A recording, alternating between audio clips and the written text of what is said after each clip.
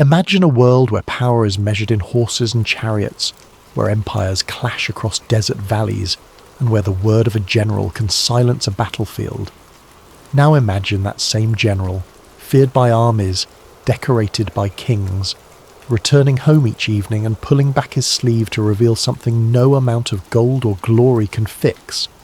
This is where our story begins. His name is Naaman, commander of the Aramean army, decorated warrior, trusted advisor to the king of a nation that has dominated the region through strength and strategy. By every visible measure, Naaman is a man who has everything. But beneath his armour, beneath the leather and bronze and the dignity of command, Naaman carries a secret that no victory on the battlefield has ever quieted, a disease that does not care about his rank, a condition that has no respect for his titles. He has leprosy. In the ancient world, leprosy was not simply a medical condition. It was social death. It was ritual uncleanness. It was a visible, spreading declaration to everyone who looked upon you. Something is wrong here. Something that cannot be hidden forever, and yet Naaman still commands, still leads, still serves. A man of iron while carrying a wound he cannot fight his way out of. How can a man who commands armies be powerless against his own body? And how does healing arrive? Not through power, not through ceremony, but through the quiet words of someone no one would ever think to ask. That is the mystery at the heart of this story. And it begins not in a palace, not in a temple, but in the corner of a kitchen, with a girl who should have been silent and wasn't.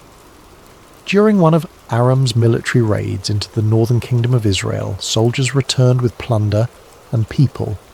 Among those taken captive was a young girl, unnamed in the scripture, who was assigned to serve in Naaman's household. Specifically, she became a servant to Naaman's wife. Think about what this means. She's been torn from her homeland, from her family, from everything familiar.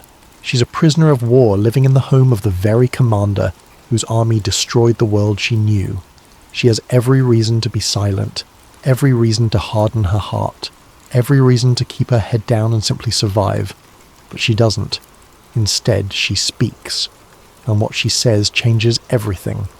If only my master would see the prophet who is in Samaria, he would heal him of his leprosy. 6 words of compassion from a girl who owed this household nothing. She knows of a prophet in Israel, almost certainly Elisha, the successor to the great Elijah, and she believes, without hesitation, that this man of God carries the power to do what no Aramean physician has been able to accomplish. She does not wait to be asked. She does not calculate the personal risk of speaking up in the home of a foreign commander. She simply says what she knows, because she believes it, and because compassion does not wait for a convenient moment. The great irony of this chapter is layered and profound. A foreign general, wealthy, powerful, desperate, is about to be set on the path to healing. And the one who opens the door is not a priest, not a diplomat, not an advisor or an elder or a physician. It is a captive girl, a child, someone with no name recorded in history, someone who, by every worldly measure, had the least reason to care. Her faith is not loud, it is not dramatic, it is a single sentence spoken in a domestic space, and it reverberates across an empire. When the servant girl's words reach Naaman, they make their way quickly to the king of Aram, and the king does what kings do. He acts with the full weight of royal authority. He composes a letter to the king of Israel, and he sends Naaman with an escort appropriate to a man of his rank. 10 talents of silver, 6,000 shekels of gold, and 10 sets of the finest clothing. This is not a humble request. This is a diplomatic demand dressed in diplomatic clothes. The king of Aram essentially writes, "I am sending my commander to you. Heal him." When the king of Israel receives this letter, his response is immediate and visceral. He tears his robes, the ancient world's most visible expression of grief, horror, or outrage. And then he says something that reveals exactly how he has interpreted this message. Am I God? Can I kill and bring back to life? Why does this man send someone to me to be cured of his leprosy? He must be trying to pick a quarrel with me. He sees a trap. To him, this letter is a political provocation. The king of Aram is demanding the impossible, and when the king of Israel inevitably fails to produce a miracle, Aram will have its excuse for war. This moment is quietly devastating. A man in desperate need of healing has travelled hundreds of miles. He has come with the sincere, if misguided, hope that someone in Israel can help him. And he walks straight into a palace paralysed by political anxiety, where the king sees a military threat where a miracle is about to happen. The gap between human fear and divine opportunity could not be more stark. And yet, even here, even in this moment of royal panic, the story is about to turn. Word travels fast in the ancient world when a king tears his robes. The prophet Elisha, a man who has parted the Jordan River, purified poisoned water and raised the dead, hears what is happening at the royal court. He sends a calm, confident message to the panicking king. Do not be troubled. Send the man to me. He will know that there is a prophet in Israel. There is something almost serene about Elisha's response. Where the king sees a political crisis, the prophet sees a divine appointment. Where the palace sees a threat, the man of God sees an opportunity. And so Naaman, with his horses, his chariots, his silver and gold and fine garments, his soldiers and his status, makes his way through the streets of Samaria and stops at the door of Elisha's house. He is ready. He is prepared for this moment. A man of his standing coming before a prophet of such reputation. Surely there will be ceremony. Surely there will be ritual. Surely Elisha himself will come out, and there will be a moment worthy of the occasion. He waits at the door of a modest house, and what happens next is the pivot on which the entire story turns. Elisha does not come to the door. He sends a messenger, a servant, someone of no particular standing, with a message of no particular grandeur. Go, wash yourself 7 times in the Jordan, and your flesh will be restored and you will be cleansed. That is all. No appearance, no ceremony, no dramatic gesture, just go wash in the river 7 times. Naaman's response is fury, and it is entirely understandable if you understand who he is. He is a commander. He has fought wars. He has stood before kings. He has crossed hundreds of miles with an enormous diplomatic entourage. He came expecting an encounter worthy of his effort, his rank, his suffering. And a servant came to the door and told him to go splash around in a river. He explodes. I thought he would surely come out to me and stand and call on the name of the Lord his God, wave his hand over the spot and cure me of my leprosy. Are not the rivers of Damascus better than all the waters of Israel? Couldn't I wash in them and be cleansed? He storms away. And here is where we have to pause, because Naaman's anger is not unreasonable. It is prideful, yes, but it is recognizable. It is the pride of a man who expected his suffering to be met with appropriate gravity. The Jordan River was not impressive. It was shallow, muddy, hardly worthy of the name river compared to the Abana and Pharpar rivers that flowed through Damascus, cold and clear from the mountains. There was no logic to it, no dignity to it, no theatre, and that, of course, is exactly the point. Naaman turns his horses around and begins the journey back, but his servants, the people who know him, who travel with him, who serve him day after day, approach him with a question so simple it cuts through everything. My father, if the prophet had told you to do some great thing, would you not have done it? How much more then when he tells you to wash and be cleansed? This is the second time in the story that wisdom flows upward, from servant to master, from the lowly to the powerful. The captive girl spoke first. Now his own servants speak, and what they say is devastatingly logical. They are essentially pointing out, you came here for healing. The prophet gave you a path to it. The only thing standing between you and a miracle is your pride. If Elisha had demanded something hard, something befitting a great man, something worthy of a general sacrifice, Naaman would have done it without hesitation. He would have welcomed the challenge. The difficulty would have felt appropriate. It would have made sense to his understanding of the world. where great things require great effort. But he was asked to do something small, something undignified, something that would put him in a muddy river in a foreign land, dunking himself like a peasant. The servants see what Naaman cannot yet see, that the simplicity of the instruction is not an insult, it is a gift. Naaman goes quiet, and then he turns the horses around. He goes down to the Jordan. Picture the scene. A great military commander, perhaps still in his riding clothes, his entourage arranged on the bank, wades into the shallow brown water of the Jordan River. The water is cool. The riverbed is soft beneath his feet. There is nothing particularly sacred about this place, nothing to distinguish it from 1,000 other stretches of river. He immerses himself once. He rises. He looks at his skin. Nothing has changed. He goes under again, twice, still diseased, still marked by the same condition that sent him on this journey across hundreds of miles. 3 times, 4, 5, 6. Each immersion is an act of obedience performed in the absence of visible results. Each time he rises from the water and sees nothing changed, he makes a choice to go under again. Not because it makes sense, not because he feels anything happening, but because the prophet said 7 times, and he is going to trust the instruction all the way to the end. This is the quiet beating heart of the entire story. Not the miracle itself, but the 6 immersions that preceded it. The obedience that continued without confirmation.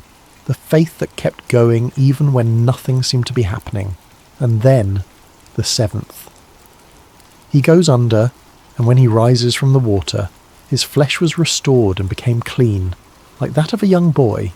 Not merely improved, not better, clean, completely, miraculously, fully restored, as though the disease had never been, skin as smooth as a child's, the kind of healing that leaves no room for a natural explanation.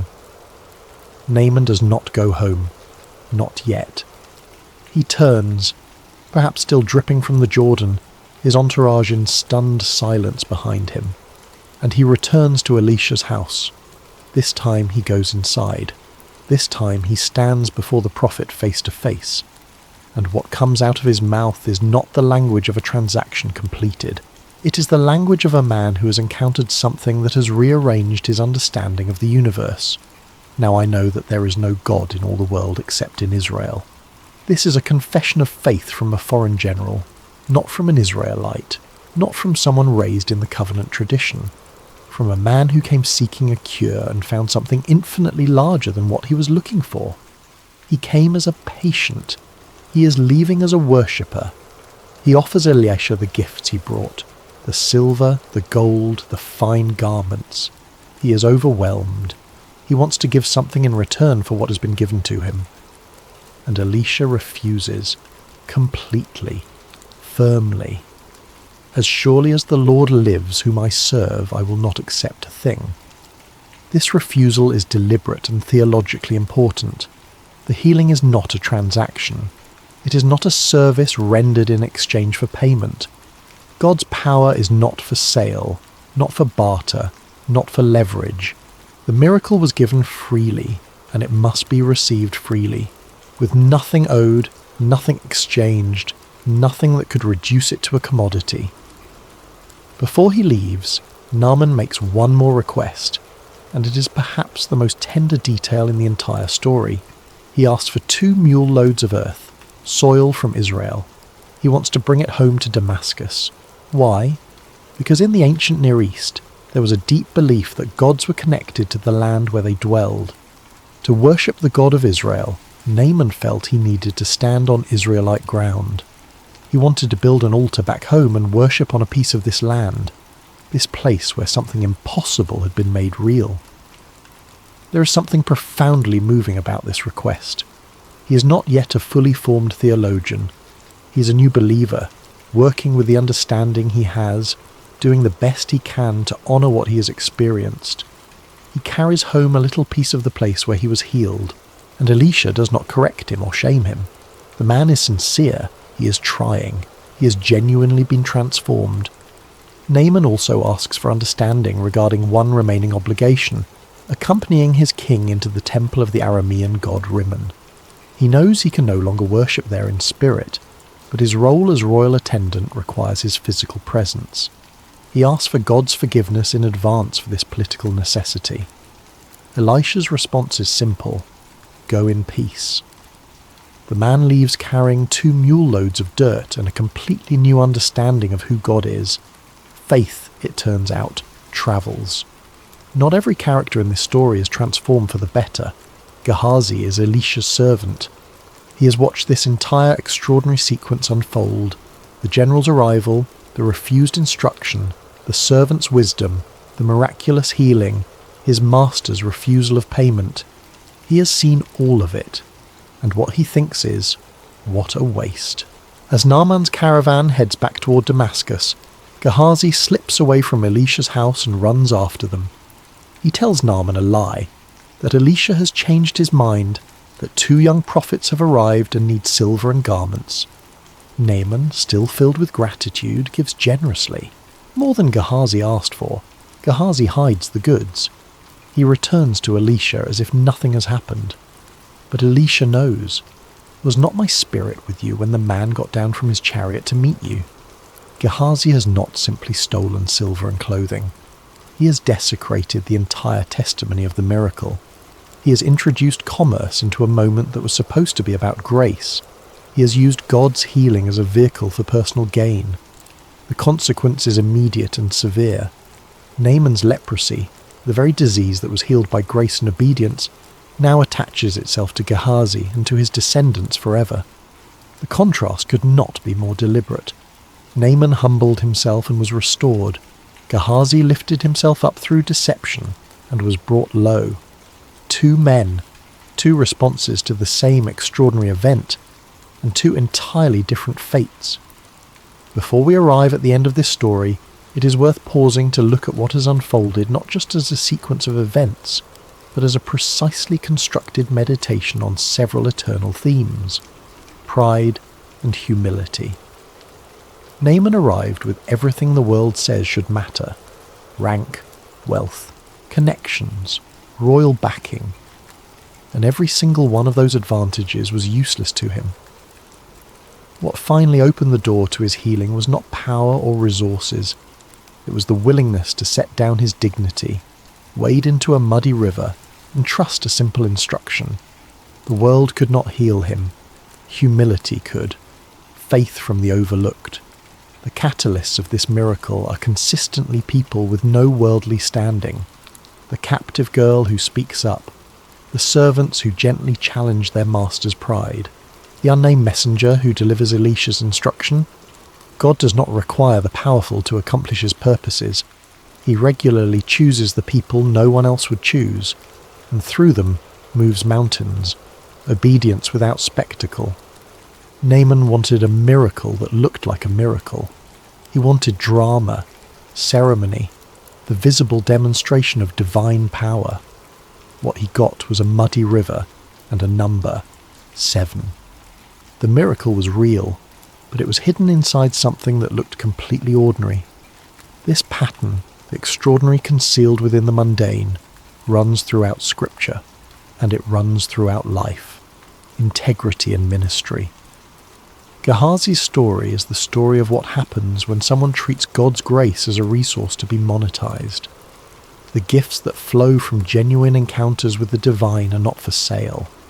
The moment Gehazi ran after that chariot, he revealed that he had watched the entire miracle and missed its meaning entirely. Naaman rides back toward Damascus. His skin is smooth.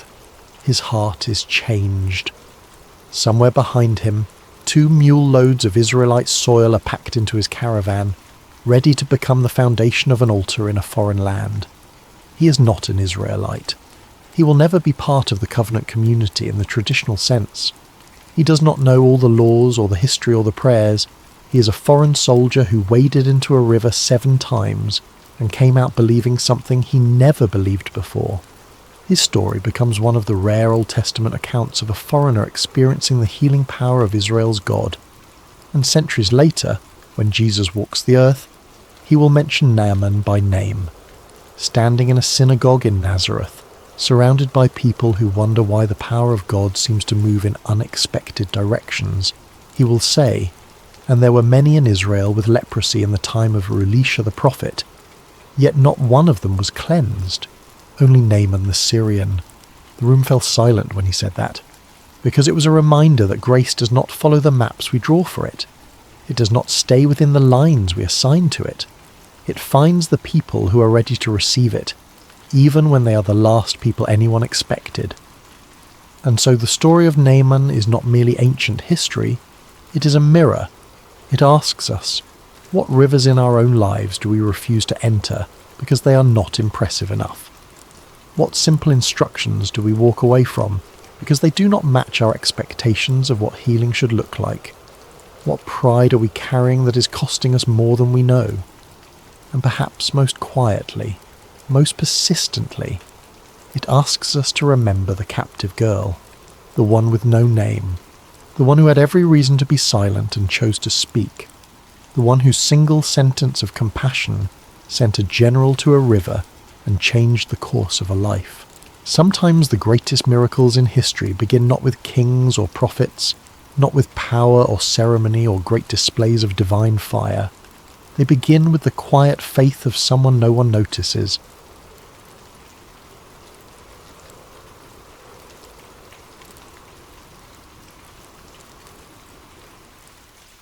There are stories in the ancient texts that shake the foundations of kingdoms. Tales of warriors who conquered nations, prophets who called down fire from heaven, kings who built empires that stretched across continents. These are the stories we remember, the ones carved into monuments and sung in hymns that echo through centuries. But tonight, we're going to talk about a different kind of story, a quieter one, the kind that happens in the margins of history, performed by someone whose name most people would never recognize. This is the story of a man who did something extraordinary by doing something utterly simple. He helped when helping mattered most, and then he walked away when anyone else would have stayed for the glory.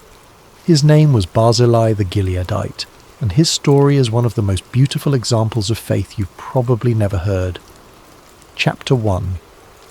A Kingdom in Crisis. The year doesn't matter as much as the moment.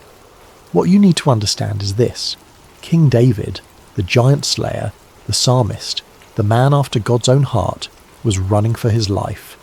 Not from an enemy army, not from a foreign invader, from his own son. Think about that for a moment. Let it sink in. The shepherd boy who had faced down a giant with nothing but a sling and 5 smooth stones. The warrior who had slain his tens of thousands, while Saul had only slain his thousands. The king who had united the fractured tribes of Israel into a single nation. That man was now fleeing in the night, driven from his own palace by his own flesh and blood. Absalom was everything a king might want in an heir.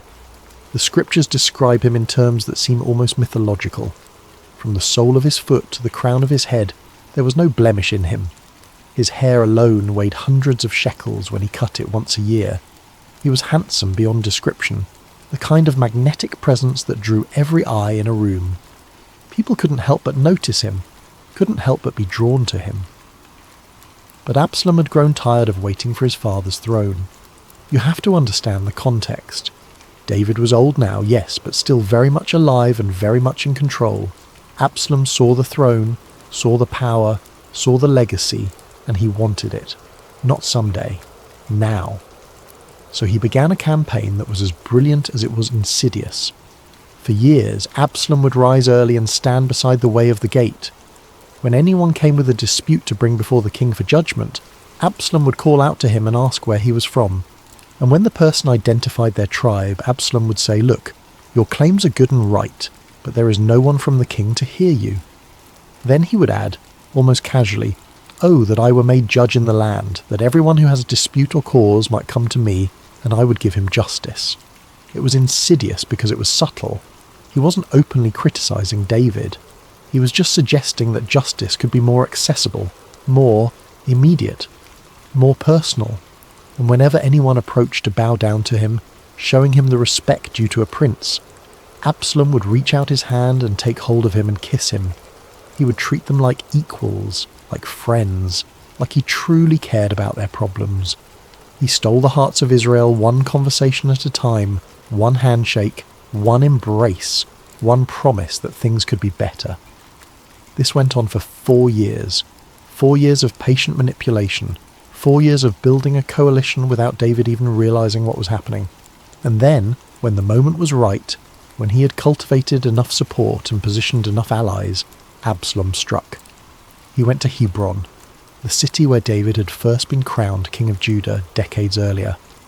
There was symbolism in that choice.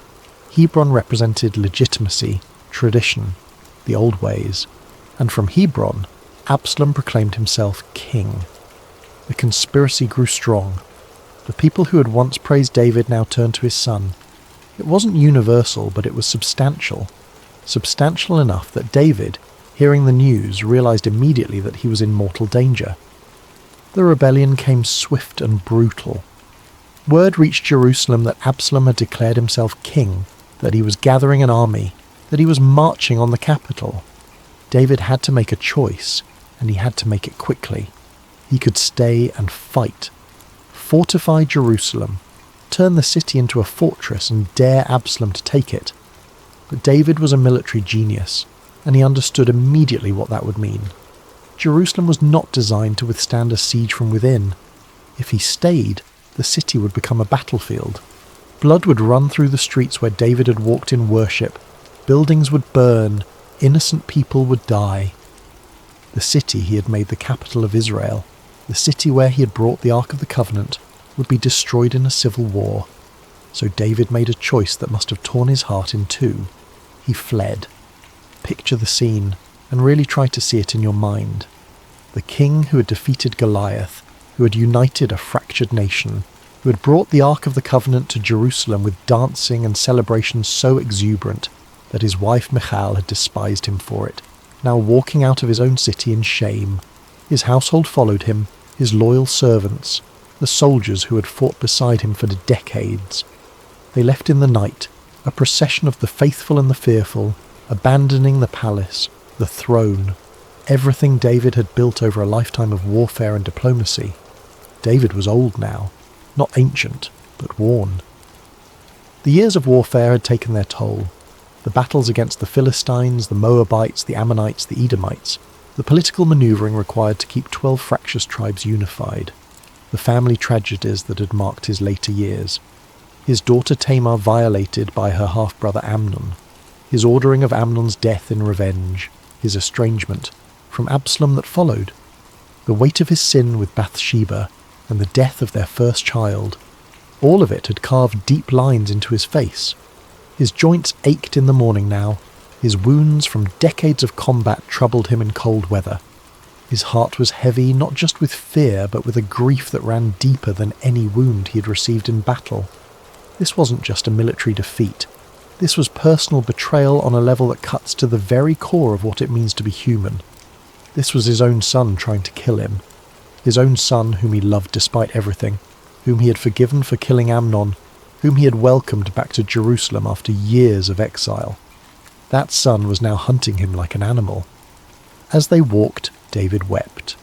The scriptures tell us he went up the Mount of Olives, weeping as he went, his head covered, walking barefoot as a sign of mourning. It was the posture of ultimate humiliation, of grief so profound that normal comportment was impossible.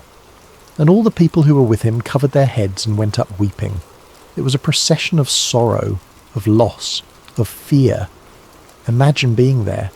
Imagine being one of the servants who had spent years in the palace, comfortable and secure, now walking into the wilderness with nothing but what you could carry. Imagine being one of the soldiers who had fought for David through countless battles, now facing the prospect of fighting against other Israelites, maybe even friends and relatives who had sided with Absalom. There's something about that image that cuts through time, that speaks to something universal in the human experience. The most powerful man in the kingdom reduced to a refugee. The king who had everything, now with almost nothing. It's the kind of reversal that makes you question everything you thought you understood about power and security and success. The uncertainty must have been suffocating. Questions with no good answers swirled through every mind. Would Absalom pursue them immediately? How many of David's supporters had secretly switched sides? Who could be trusted? Where would they go? How long could they survive in the wilderness? How would they feed this many people? What if Absalom's forces caught them before they could establish a defensive position? These weren't abstract philosophical questions. These were matters of life and death, being considered by exhausted people with empty stomachs and uncertain futures. Every mile they travelled away from Jerusalem was a mile deeper into vulnerability, a mile farther from the resources and defences of the capital city. Chapter 2. The Journey into Exile. They crossed the Jordan River on a day that must have seemed to mark the end of everything David had built. That boundary between the heartland of Israel and the territories beyond represented more than just geography. It was the line between civilization and wilderness, between kingdom and exile, between everything and nothing. The Jordan wasn't always an easy crossing. Depending on the season and recent rainfall, it could be treacherous. But even when the waters were calm, crossing it with hundreds of people, carrying what possessions they could manage, herding what animals they had brought, was a logistical challenge that must have taken hours. Hours during which David and his commanders would have been acutely aware that they were vulnerable, exposed, strung out along the riverbank with no defensive position. Think about what it means to cross a river like that. You can't take wagons heavy with supplies across easily. You can't bring the comforts of palace life. You have to prioritise, make hard choices about what matters enough to carry and what has to be left behind. Food and water, weapons and armour, basic bedding. Everything else becomes negotiable. David's company was substantial. The scriptures don't give us exact numbers, but we're talking about his household, which included multiple wives and concubines, their children, their servants, his personal guard, the mighty men who had been with him since his outlaw days in the wilderness fleeing from Saul, additional soldiers loyal to him, administrators and advisors. We're probably talking about hundreds of people, possibly more than 1,000 when you count everyone. And they were unprepared. You don't flee a palace with supply wagons and months of provisions carefully packed and organised. You leave with what you can grab in the chaos of evacuation. You hope that what you're carrying will be enough to reach somewhere that you can resupply. You pray that you'll find allies willing to help. The Jordan crossing marked a psychological boundary as much as a physical one. On one side was the kingdom David had built over decades of conquest and consolidation, the 12 tribes united under one crown. Jerusalem with its growing temple complex and palace, the structures of government and commerce that made Israel a real nation, rather than just a collection of tribal territories. On the other side was wilderness, uncertainty, exile, territory that was technically part of the broader kingdom, but far from the centres of power and wealth. He had been here before, decades earlier, running from King Saul. Back then he'd been young, in his 20s or early 30s, strong and fit and fast. He had been able to live on the run for years, hiding in caves, gathering a band of warriors, surviving through his wits and his sword arm and God's protection. But then he'd been young, with everything ahead of him, with the promise of the throne waiting in his future. Samuel had anointed him as a boy. He knew somehow that if he could just survive, he would be king. Now he was old, probably in his 60s or 70s. The future was far less certain. Yes, he had been anointed by God. Yes, he was the legitimate king. But Absalom was young and charismatic, and had the momentum of rebellion behind him. History is full of legitimate kings who died in exile, their thrones taken by usurpers who managed to hold on to power long enough to become the new legitimate authority.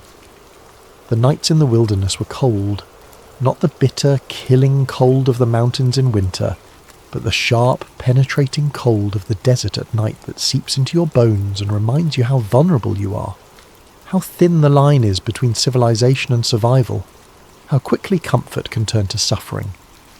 They made camp where they could, probably without proper tents for most people, sleeping on the ground with inadequate blankets, huddled together for warmth, rationing what little food they had, trying to make it last, knowing that every day without resupply made the situation more desperate, trying to maintain some semblance of order and morale when everything felt like it was falling apart. But morale was a fragile thing, as delicate as morning mist. These were people who had lost everything in a single day. Servants who had worked in the palace, eating regular meals, sleeping in comfortable quarters, living lives of relative security and predictability. Now they were sleeping on the ground in the wilderness, not knowing where their next meal would come from. Soldiers who had been stationed in a fortified city, with walls and watchtowers and arsenals. Now they were exposed, vulnerable, depending on their own readiness and the hope that they would see an attack coming in time to mount a defence. Every person in that camp had family back in Jerusalem. Brothers, sisters, parents, children. Some of them would have sided with Absalom, either because they truly believed in his cause or because they were hedging their bets, trying to end up on the winning side. Others might be in danger themselves if they were known to be associated with people who fled with David. The personal anguish must have been acute. The sense of relationships fractured, of social fabric torn, of everything familiar suddenly uncertain and dangerous. The supplies were scarce, critically so. Bread was running low. They hadn't been able to bring enough grain to bake fresh loaves indefinitely. The bedding was insufficient for the number of people, meaning that people had to take turns sleeping with adequate covering or simply sleep cold. Every day that passed without resupply made the situation more desperate. Hunger gnaws at morale, cold saps strength, uncertainty breeds fear. And hanging over everything was the question that nobody wanted to voice, but everyone was thinking, what happens if Absalom's forces catch up to us? If Absalom had moved quickly, if he had sent fast-moving cavalry units ahead of his main army, they could have struck David's company while they were exhausted, disorganized, demoralized. It would have been a slaughter. David's mighty men would have fought, certainly, but they couldn't protect everyone. Hundreds of civilians would have died. David himself might have been captured or killed. David couldn't show his fear. Couldn't let his people see the despair that must have gripped him in the quiet moments.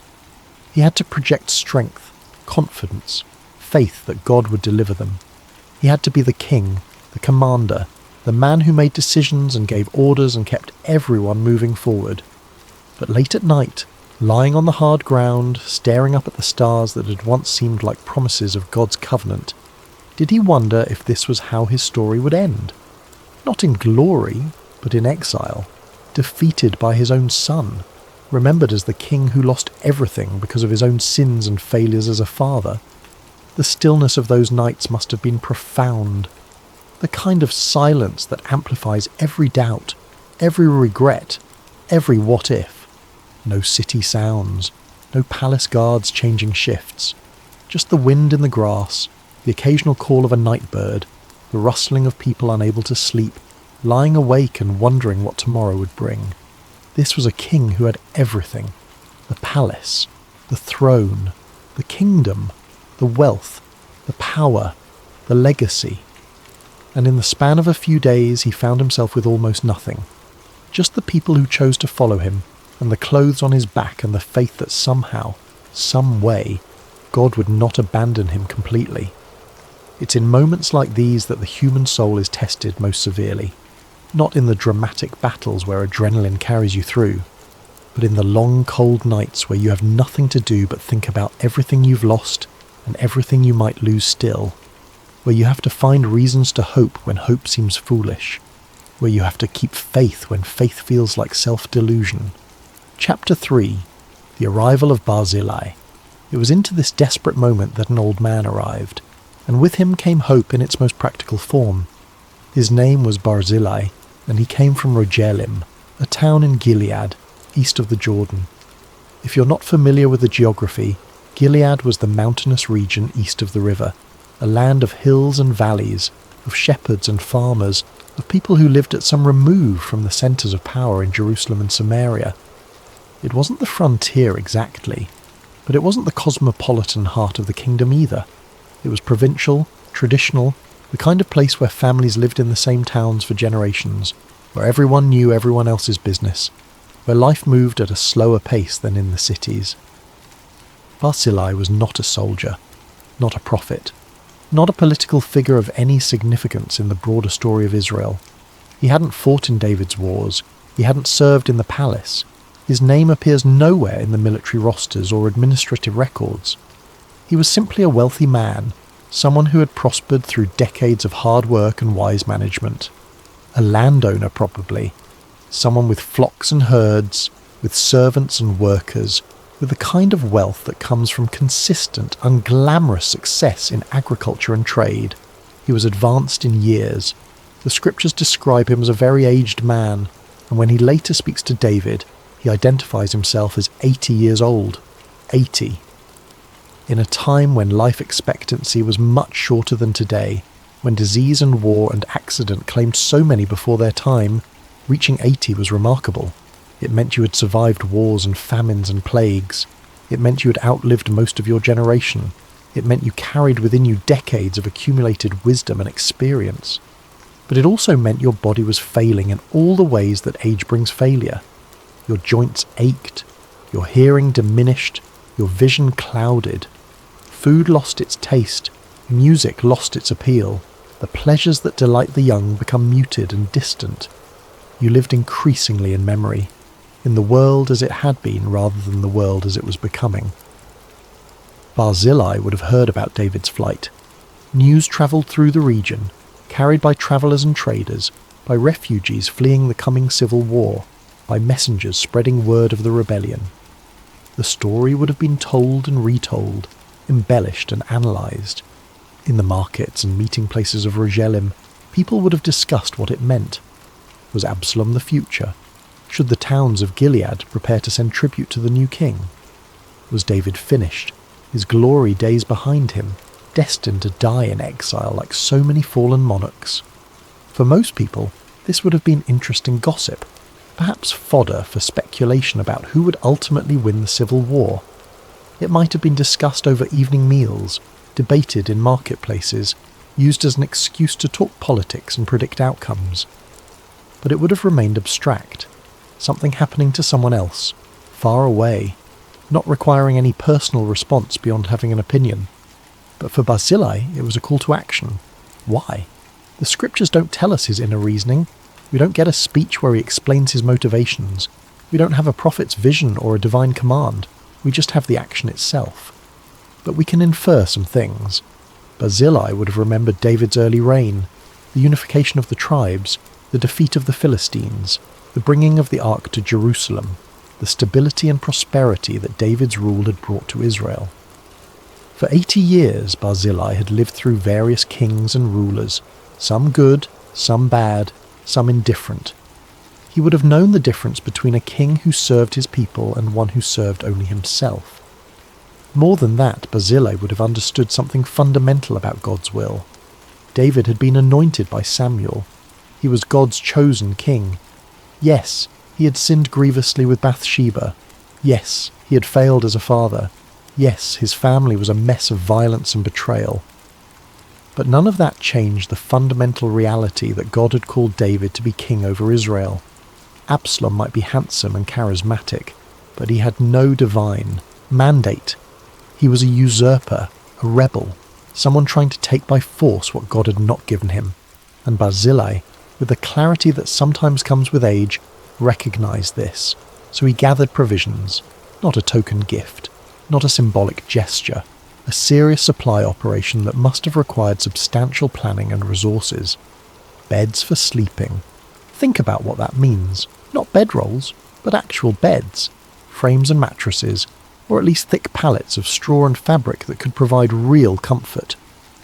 For a company of hundreds sleeping on the hard ground, this wasn't luxury. This was basic human dignity. This was the difference between waking up exhausted and in pain versus waking up with enough rest to face another day. Basins for washing. Again, not luxury but necessity. When you're travelling in the wilderness, when you're sweating and dusty and grimy, the ability to wash becomes essential not just for comfort but for health. Cleanliness prevents disease. It maintains morale. It reminds people that they're still human beings deserving of basic care. Earthen vessels for cooking and storage, pots and jars and containers. Without these, you can't prepare food properly. You can't store water. You can't maintain the basic infrastructure of feeding hundreds of people day after day. Wheat and barley, the staples of survival. the grains that could be ground into flour and baked into bread. Bread is life in that culture. It's not a side dish. It's the main meal, the thing that fills the stomach and provides energy. Without grain, people starve. With grain, they can survive for months. Flour and roasted grain, ready to eat. This is important.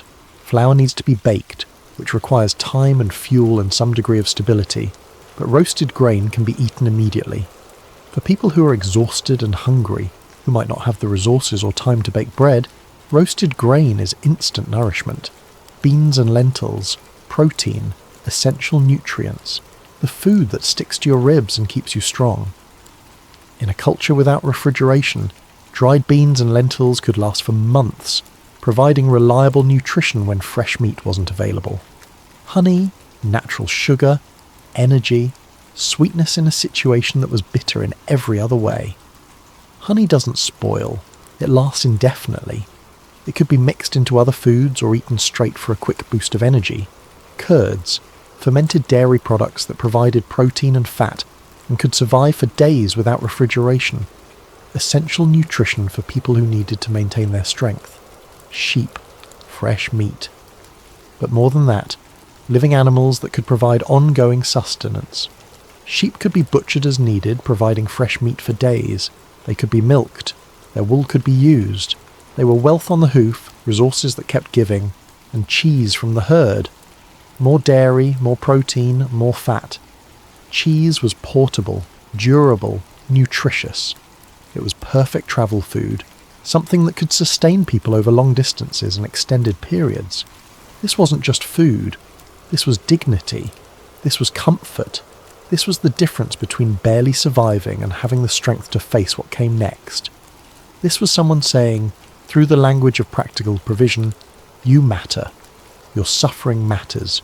Your needs are real, and they deserve to be met.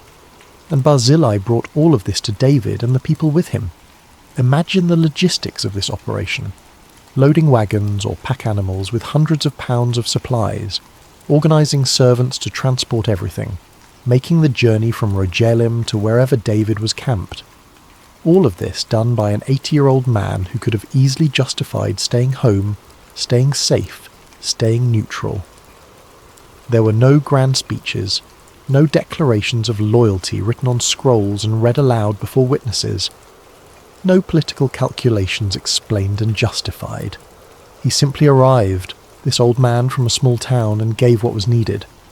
Imagine being David in that moment, exhausted from days of travel, uncertain about the future, wondering if God had abandoned him, trying to maintain confidence and strength for the people following him, while inside feeling the weight of failure and fear. And then this stranger appears, this elderly man who owes you nothing, who has no obligation to risk Absalom's wrath, who would be perfectly justified in staying neutral and waiting to see who wins. And he brings not just food, but restoration, not just supplies, but hope, not just material goods, but a reminder that you're not alone, that someone sees your need and cares enough to meet it. It must have felt like a miracle, like manna in the desert that fed the Israelites during the Exodus, like water from the rock that Moses struck, like God saying, through the hands of an old man from Gilead, I have not forgotten you, I have not abandoned you, even now in your lowest moment, I am providing for you. Chapter 4. Faith shown through action. What's remarkable about Barzillai's act is what he didn't do. He didn't ask questions. He didn't demand explanations for why the king was in exile. He didn't require assurances that David would win the civil war before committing his resources. He didn't calculate whether his investment would pay off politically. He simply recognized that David was God's anointed king, and that the king was in need, and that he had the means to help. And so he helped. This is faith in its purest form, not the kind that requires signs and wonders, not the kind that needs prophetic confirmation, not the kind that waits for absolute certainty before acting. This is the faith that sees a need and meets it, trusts that doing good is its own justification, believes that serving God's purposes sometimes means simply serving God's people. Barzillai didn't need to understand the full picture. He didn't need to know how the story would end. He just needed to know what was right in that moment, and then do it. There's a Christian principle here that's easy to miss in our modern context. We often think of faith as being about belief, about intellectual assent to certain propositions about God and the universe, and belief matters. But biblical faith is always about action. It's about what you do when belief encounters reality. James, the brother of Jesus, would later write that faith without works is dead, that you can't claim to have faith in God while ignoring the practical needs of the people around you. Barzillai embodied this truth centuries before James wrote those words. He saw the king in exile, hungry and exposed, and he brought food and shelter. That was his sermon. That was his testimony. That was his worship. Sometimes the most profound spiritual acts are the most practical. A cup of cold water given in Jesus' name, a meal provided to the hungry, shelter offered to the homeless, comfort extended to the grieving. These aren't lesser forms of ministry. They're often the most important kind. Barzillai understood something that many people of faith forget. God doesn't just care about our souls. He cares about our bodies too. He cares whether we have food to eat and places to sleep. He cares about our physical well-being as much as our spiritual condition. And sometimes the most spiritual thing you can do is meet a physical need. David would remember this. Long after the crisis passed, long after he returned to Jerusalem and re-established his kingdom, he would remember the old man from Gilead who helped when helping mattered most. Chapter 5. The Return of the King. The rebellion didn't last. Absalom's charisma couldn't overcome the fundamental problem at the heart of his coup. He was fighting against God's chosen king. David had been anointed by Samuel as a boy. He had defeated Goliath when Saul's army cowered in fear. He had united Israel and Judah. He had brought the ark to Jerusalem. He had made mistakes, grievous ones, but God had not rejected him. The battle came, inevitable and brutal. Absalom's forces met David's loyal troops in the forest of Ephraim. The fighting was fierce, but Absalom's army broke. 20,000 men died that day, many of them killed not by swords, but by the forest itself, lost in the dense woods, falling into ravines, caught in the treacherous terrain. Absalom himself died in a way that seemed almost mythological. Riding his mule beneath the thick branches of a great oak, his hair, his magnificent hair that he had been so proud of, caught in the tree. The mule went on without him, leaving Absalom hanging between heaven and earth, and there Joab found him and killed him, against David's explicit orders. When David heard his son was dead, he wept. The victory was complete, but it tasted like ashes. He had his kingdom back, but at the cost of his son. The scriptures record his grief. "Oh, my son Absalom, my son Absalom! Would God I had died for thee, oh, Absalom, my son, my son!" But the kingdom needed a king, not a mourner. Eventually David had to pull himself together, accept the congratulations of his supporters, and begin the journey back to Jerusalem, back across the Jordan, back to the palace, back to the throne.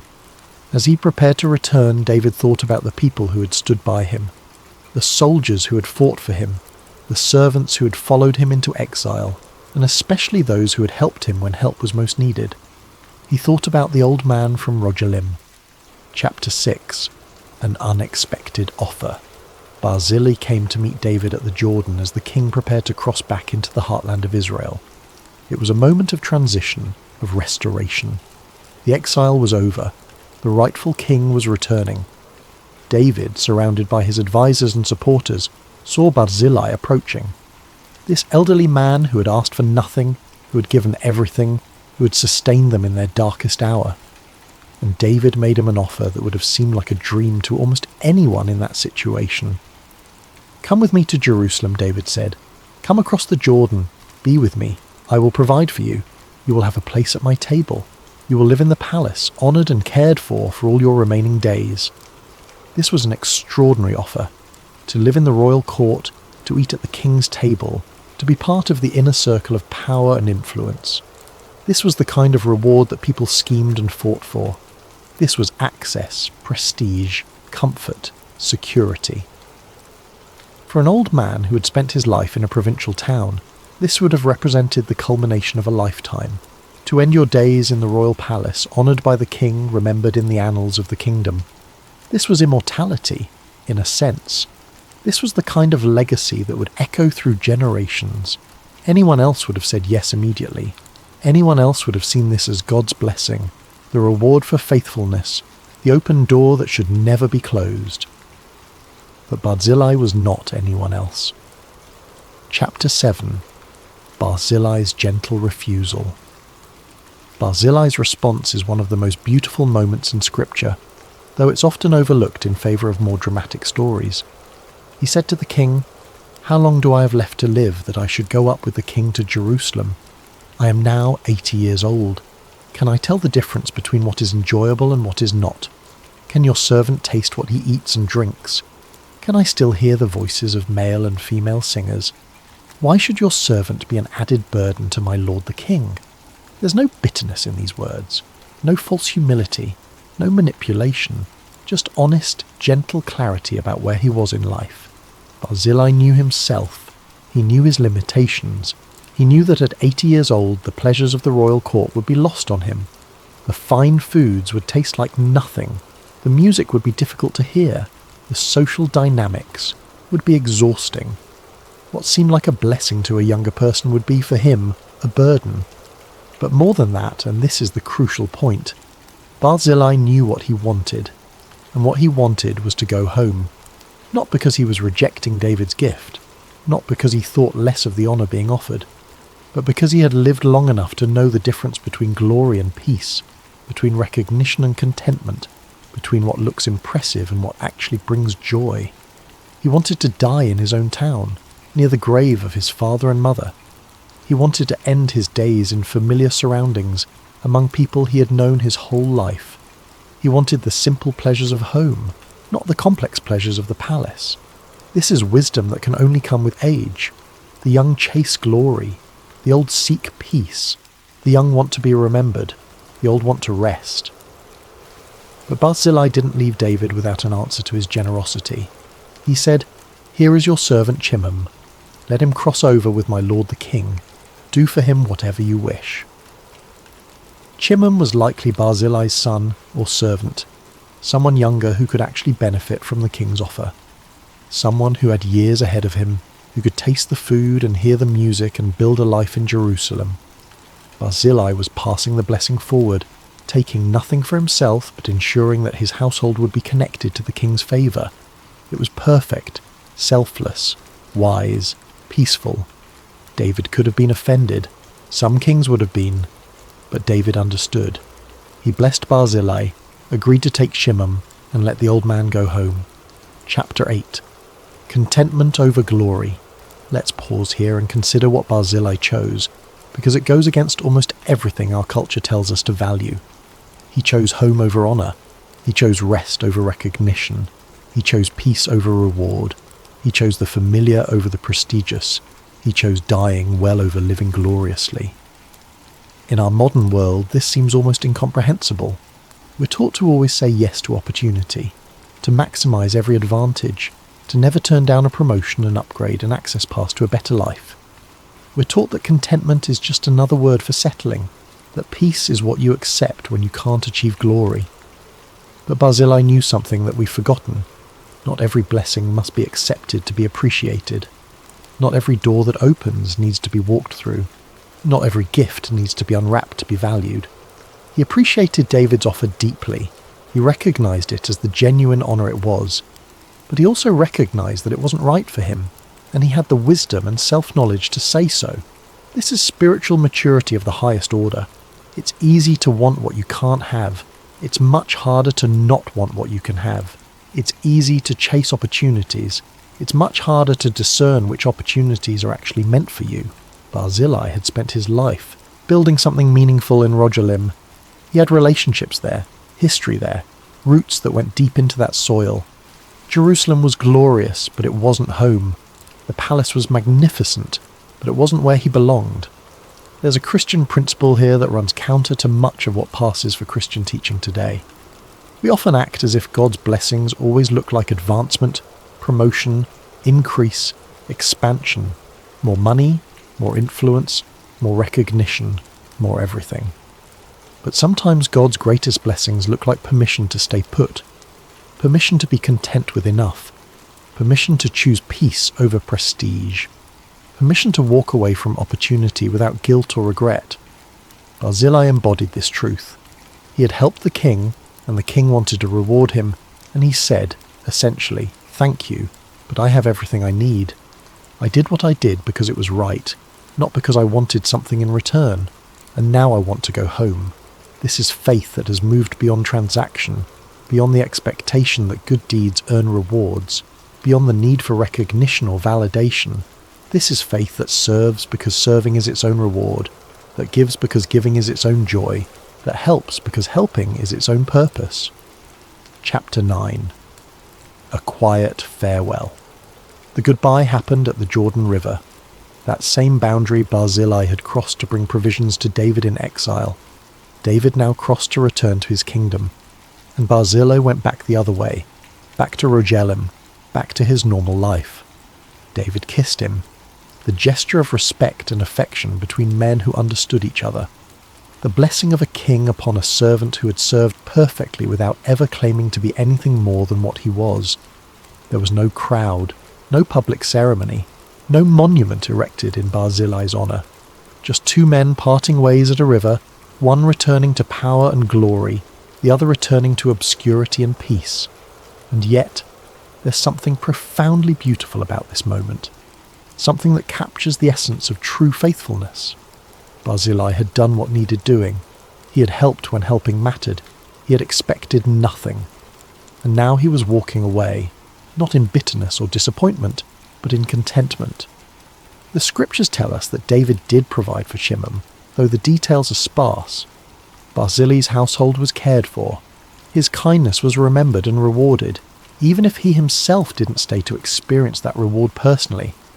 But Barzillai went home, back to Rogelim, back to his own bed, his own table, his own town, back to the graves of his parents and the land he knew, back to the life he'd built over 80 years, and when he died, which could not have been many years later given his age, he died at home, surrounded by family and friends, remembered in his own community as the man who had helped a king. But more than that, remembered as a good man, a faithful man, a man who knew who he was and what mattered. Epilogue. The faith that leaves no monument. Most people have never heard of Barzillai the Gileadite. His name doesn't echo through history like David's or Solomon's. There are no churches named after him, no famous paintings depicting his deeds, no theological traditions built on his words, but his story is recorded in Scripture, preserved for thousands of years, passed down through generations. Why? Because God values faithfulness even when it goes unnoticed by the world. Because the kingdom of heaven operates on different principles than earthly kingdoms. Because sometimes the most important thing you can do is simply help when someone needs help, without calculating what you'll get in return. Barzillai teaches us several profound truths about faith and faithfulness. First, that the right action at the right moment can change everything. David might not have survived his exile without provisions. The entire history of Israel might have been different. One man's generosity rippled through centuries. Second, that faithfulness doesn't require recognition. Barzillai helped because it was right, not because he wanted to be remembered.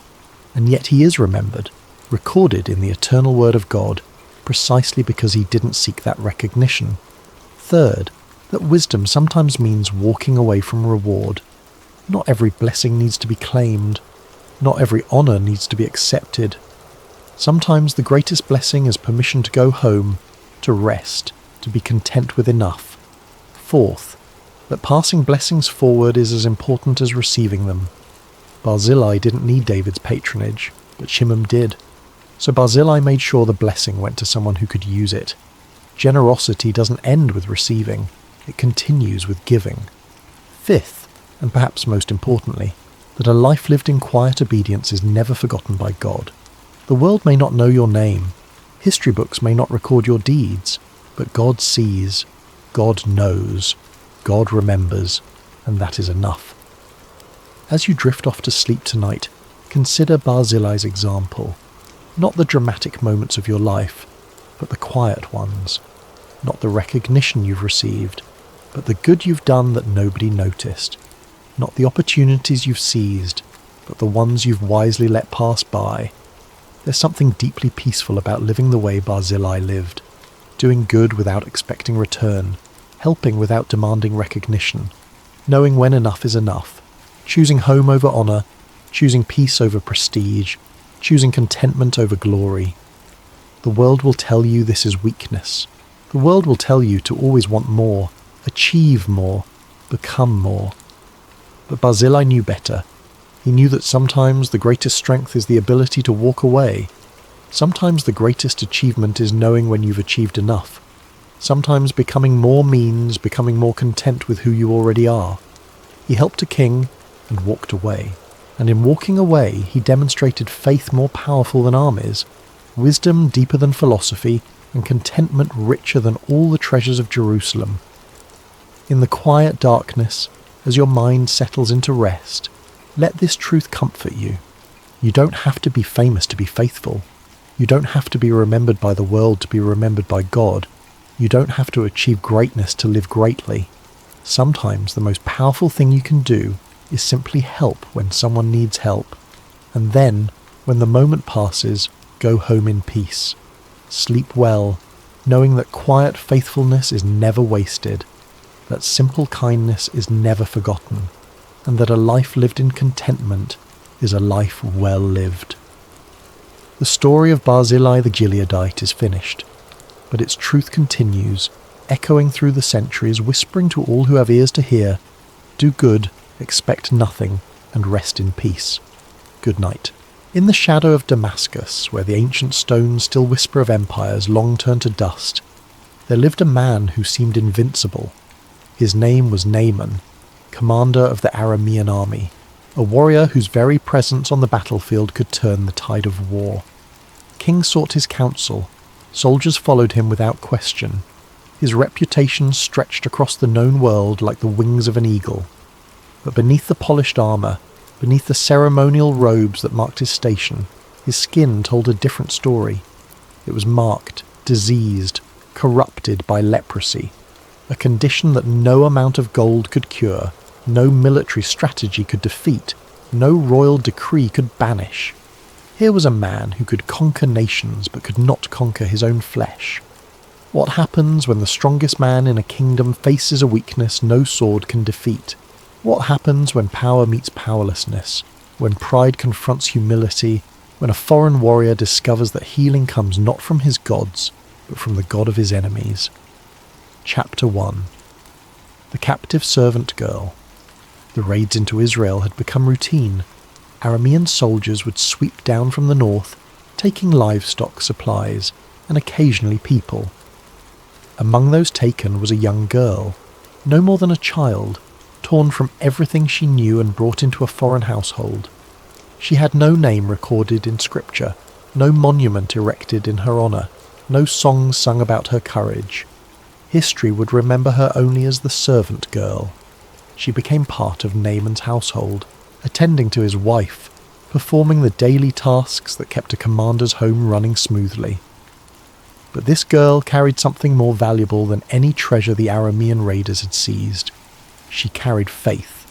Despite her captivity, despite being ripped from her homeland and family, despite serving in the house of the very man whose armies had destroyed her world, she harboured no bitterness.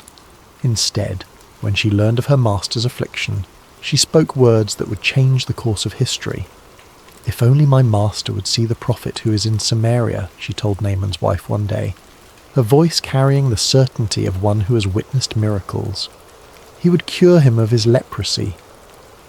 Think about the extraordinary nature of this moment. A captive showing compassion to her captor, a victim offering hope to her oppressor, a child from Israel proclaiming that the God of her defeated people could do what all the gods and physicians of mighty Aram could not. Her words travelled from servant quarters to the mistress's chamber, from wife to husband, from private suffering to public action. This unnamed girl, this overlooked child, became the first link in a chain of events that would demonstrate God's power beyond the borders of Israel. She could have remained silent. She could have taken satisfaction in her master's suffering. She could have seen his disease as divine justice. Instead, she became an instrument of grace, proving that faith often speaks loudest through the voices society ignores. Chapter 2. A King's Letter.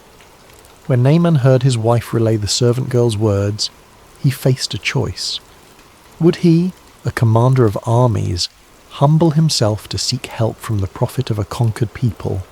Pride warred with desperation. Disease has a way of making decisions clearer. He brought the matter to his king, the ruler of Aram, and the king responded with the full weight of royal authority. The king of Aram prepared a letter, sealed it with his signet ring, and loaded Naaman's entourage with gifts befitting a diplomatic mission of the highest importance. The inventory was staggering.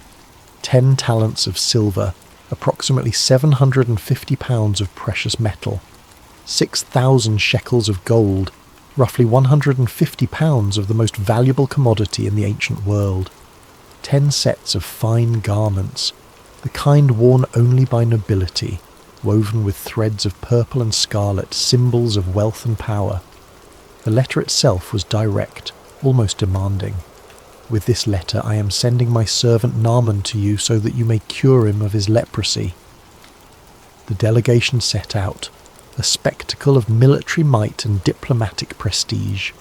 Chariots rolled southward toward Israel, horses' hooves thundering against ancient roads, banners snapping in the wind.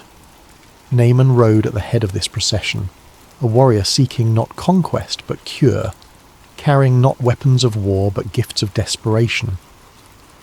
When they arrived in Samaria, the letter was delivered to Joram, king of Israel.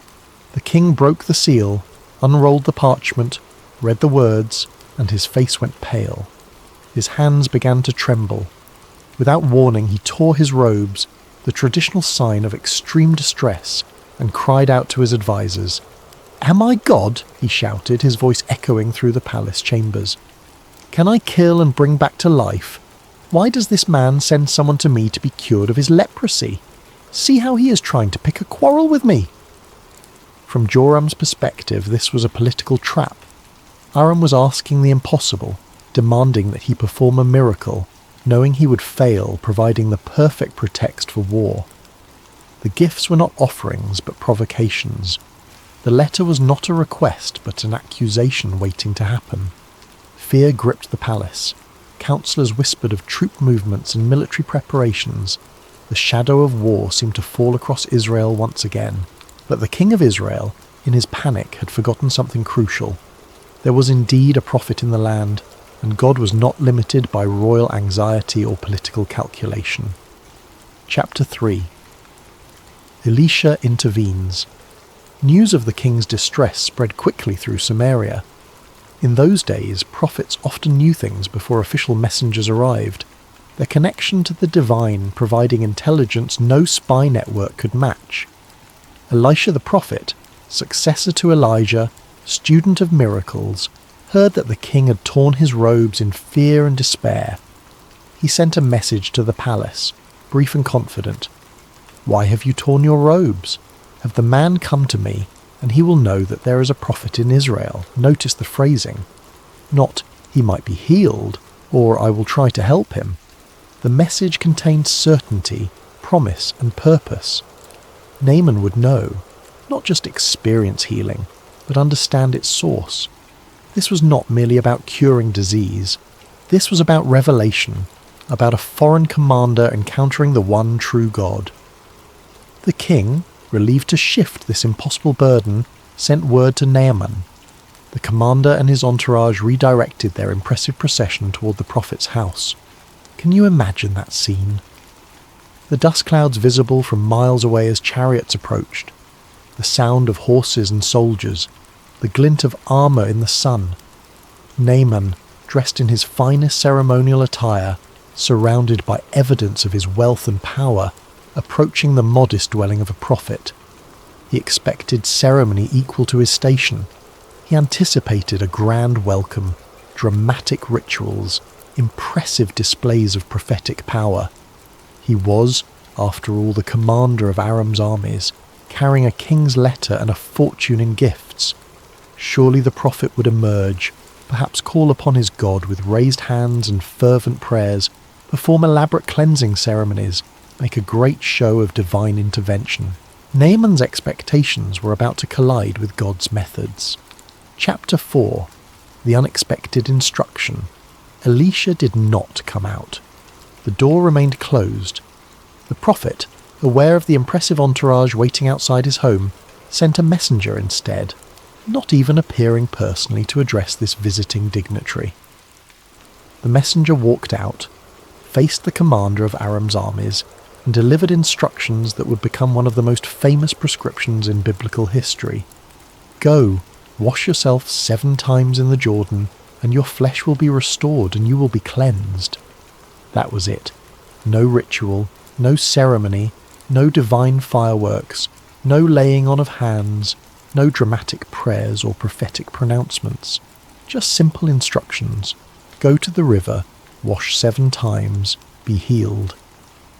The messenger delivered this message and returned inside, leaving Naaman standing there, surrounded by his soldiers, his gifts, his expectations and his growing fury, the Jordan River. The Yam, of all places, the Jordan River. Naaman knew that river. He had crossed it during military campaigns. It was not impressive. It was muddy, narrow in places, nothing compared to the great rivers of his homeland. The absurdity of the instruction struck him like a slap across the face. This was not what he had travelled hundreds of miles to hear. This was not worthy of the gifts he brought. This was not the treatment a commander deserved. Where was the respect? Where was the acknowledgement of his status? Where was the prophet himself? The instruction felt like an insult, a dismissal, a mockery of his desperate journey. Chapter 5. Pride confronted. Naaman turned away in a rage. His face flushed, his jaw clenched, his hands balled into fists. All the frustration, fear and wounded pride of a powerful man facing powerlessness came pouring out. I thought that he would surely come out to me and stand and call on the name of the Lord his God, wave his hand over the spot and cure me of my leprosy, he said, his voice sharp with indignation. Are not Abana and Pharpar, the rivers of Damascus, better than all the waters of Israel? Couldn't I wash in them and be cleansed? His reasoning made worldly sense. The rivers of Damascus were indeed clearer, cleaner, more impressive. If washing in a river was the cure, why not wash in superior rivers at home? Why travel all this way to dip in a muddy stream? The instruction seemed arbitrary, unnecessary beneath him. But hidden in his anger was the real issue. This was not about the river at all. This was about control. Naaman wanted to dictate the terms of his healing. He wanted a cure that matched his expectations, that honoured his position, that made sense to his military mind. He wanted to remain in control even of his miracle. Pride, that ancient enemy of the soul, had wrapped itself around his heart so tightly that he was willing to walk away from healing rather than submit to simple obedience. He was prepared to remain diseased rather than humble himself before instructions that offended his dignity. The same pride that had driven him to greatness on the battlefield was now driving him away from wholeness. He turned his chariots around. The great procession began to withdraw, carrying its commander back toward Aram, back toward continued suffering, back toward slow death by disease. He would rather die proud than live humbled.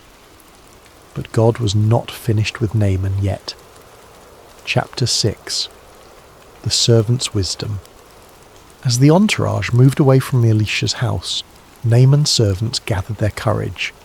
These men had served him long enough to know his temper, to understand his pride, to recognize that this moment required careful words. They approached him, speaking with the delicate diplomacy of those who must tell powerful people truths they do not want to hear. "My father," one of them began, using a term of respect and affection that softened the correction to come. "If the prophet had told you to do some great thing, would you not have done it? How much more then, when he tells you, 'Wash and be cleansed'?" The logic was irrefutable. If Elisha had demanded some heroic quest, some impossible task, some test of courage or endurance, Naaman would have accepted without hesitation. If the prophet had required him to climb a mountain, to fast for 40 days, to bring rare offerings from distant lands, the commander would have done it gladly. Such tasks would have matched his sense of what a miracle should cost, what healing should require. But the prophet had asked for something simple, too simple, so simple it seemed meaningless. And perhaps that was precisely the point. The servant's question exposed the contradiction in their master's thinking.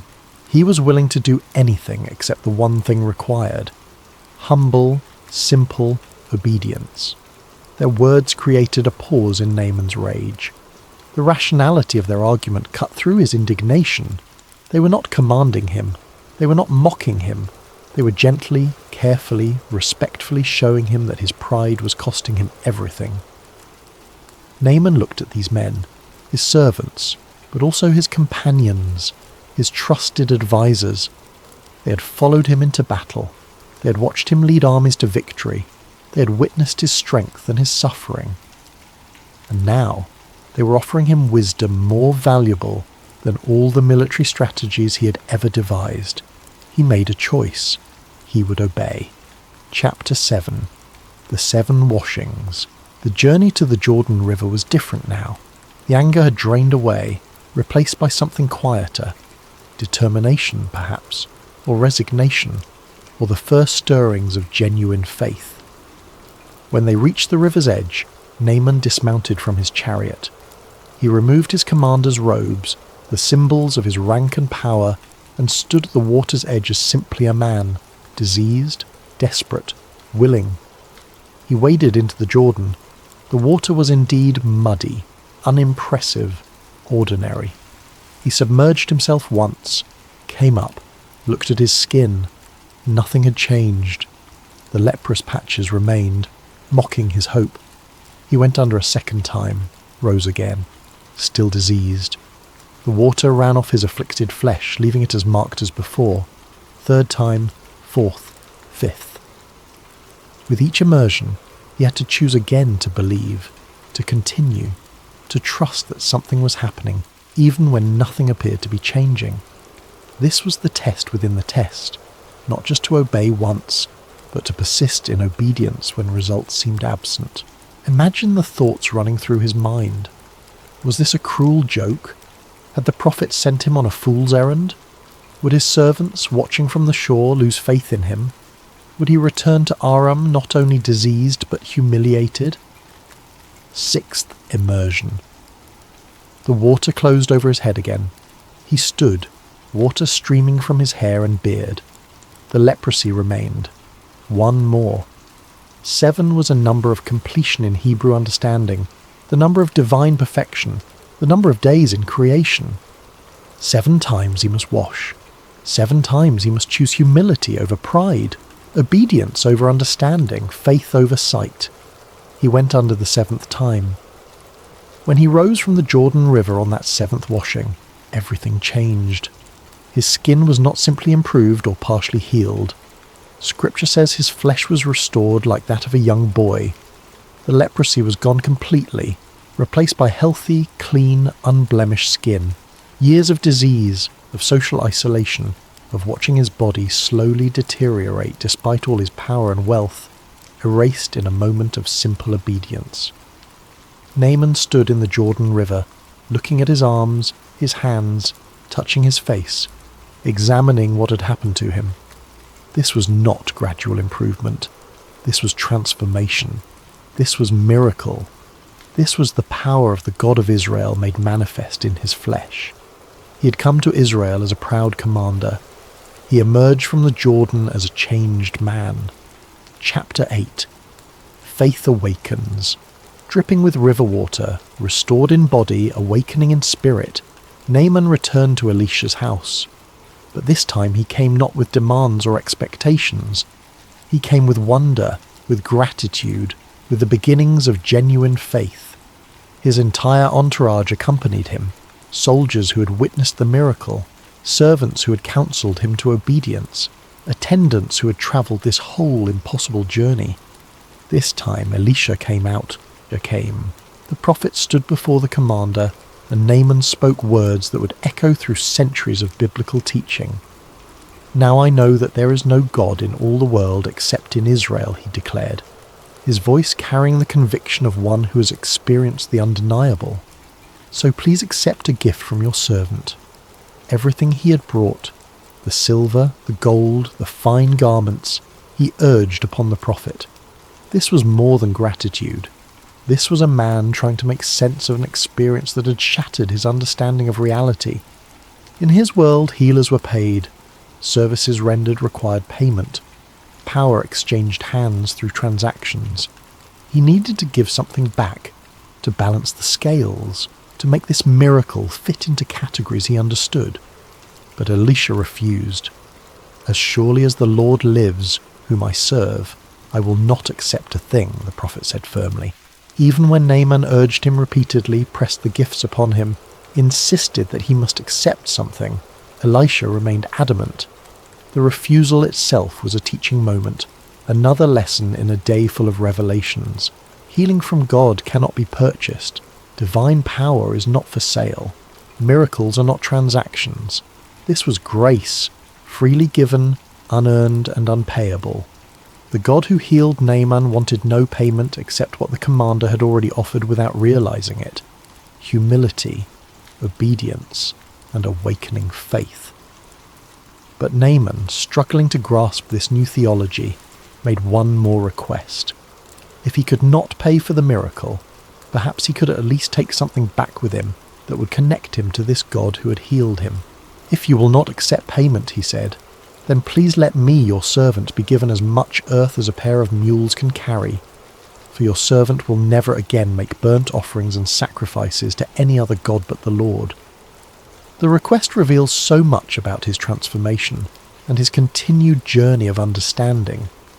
He still thought in terms of geography and physical connection, that to worship the God of Israel, he needed soil from Israel. His theology was incomplete, his understanding still developing. But the sincerity was undeniable. He was declaring exclusive devotion to the God who had healed him, planning to bring Israel's God into his homeland, preparing to worship in Aram with earth from Israel under his feet. He made one more confession, revealing the complexity of his situation. "But may the Lord forgive your servant for this one thing. When my master enters the temple of Rimmon to bow down, and he is leaning on my arm and I have to bow there also. When I bow down in the temple of Rimmon, may the Lord forgive your servant for this." He was describing his duty as commander, accompanying his king into the temple of Aram's gods, supporting the king physically as he bowed, required by his position to participate in rituals he could no longer believe in. He was asking for grace in the midst of complicated realities, seeking to balance newfound faith with political obligations. Elisha's response was gentle. "Go in peace."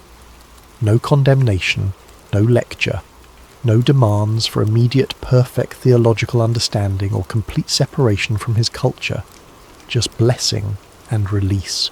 The prophet recognized that faith is a journey, that transformation happens in stages, that God is patient with those taking their first steps toward him. Naaman departed, no longer just healed but converted, no longer just cleansed but changed, carrying with him earth from Israel and a story he would tell for the rest of his life. Chapter 9. A Converted Heart. As Naaman's chariots rolled away from Elisha's dwelling, they carried more than a healed commander. They carried a testimony that would spread through Aram and beyond. The servants who had witnessed everything would tell the story. The soldiers who had stood guard during the 7 washings would describe what they saw. The commander himself would become a living witness to the power of Israel's God. Consider what Naaman was bringing back to Damascus. 2 mule loads of Israeli soil, yes, but also a completely changed worldview.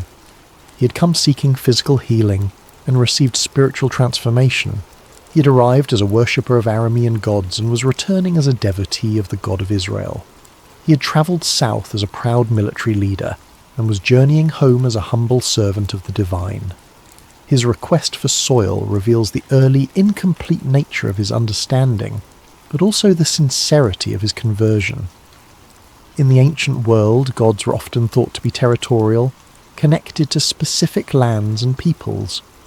Naaman believed that to worship the God of Israel properly, he needed to stand on Israel's earth, to create a small piece of Israel in the heart of Aram.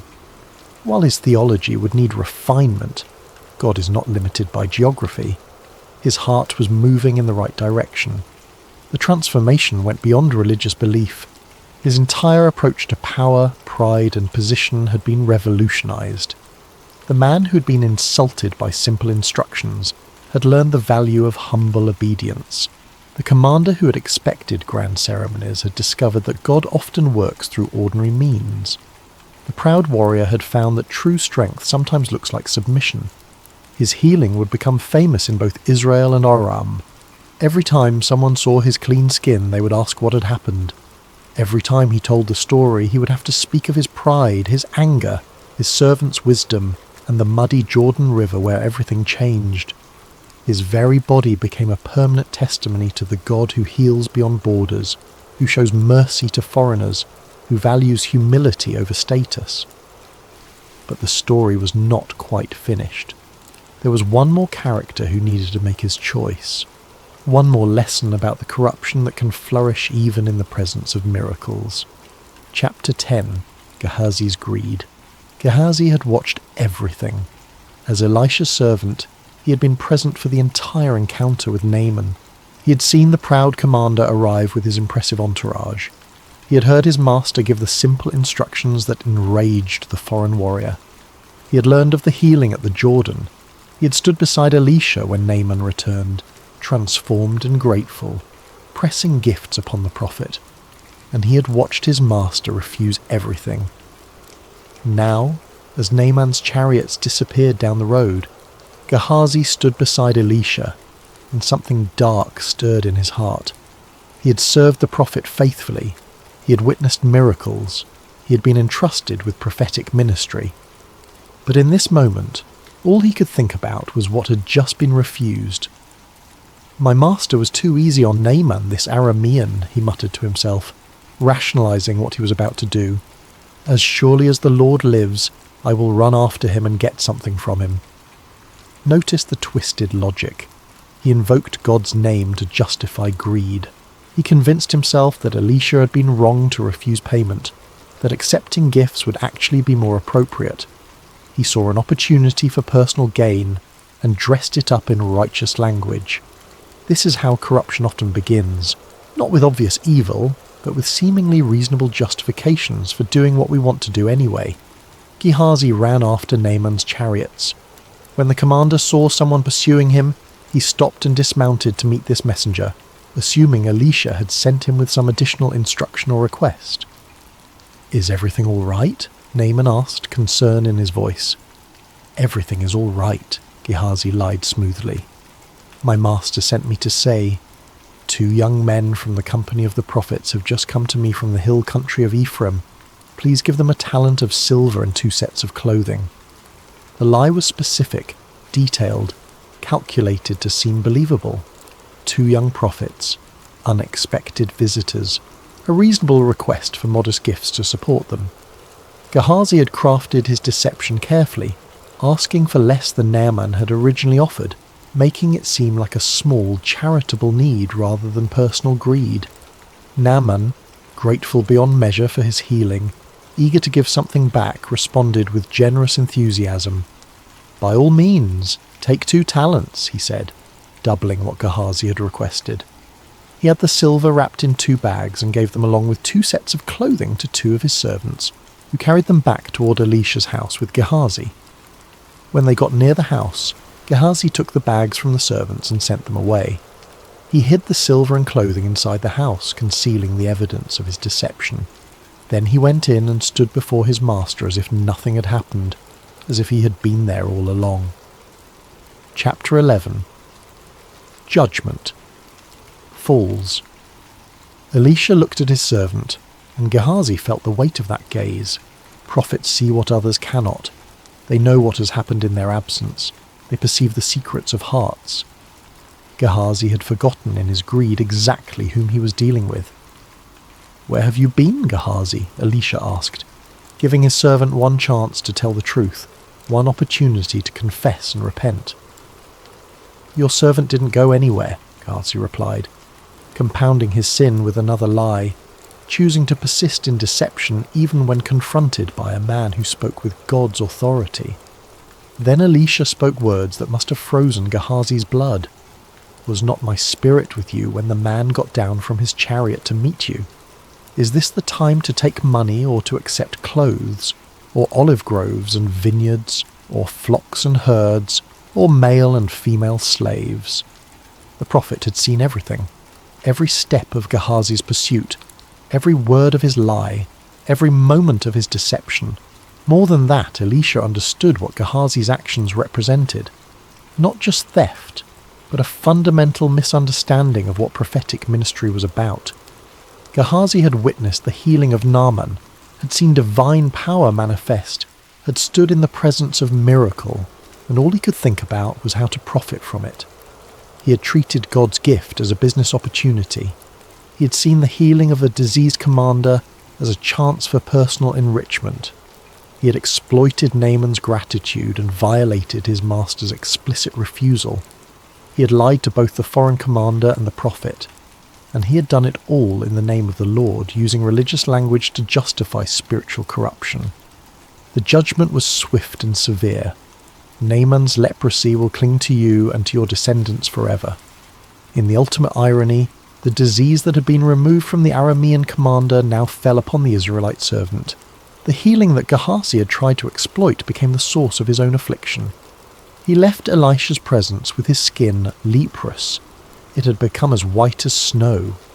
The disease he had witnessed being cured now marked his own flesh, a permanent reminder of the cost of greed, the danger of exploiting grace, the corruption that can infect even those who serve in ministry. Gehazi's tragedy illustrates a truth that echoes through all of Scripture. Proximity to divine power does not guarantee spiritual health.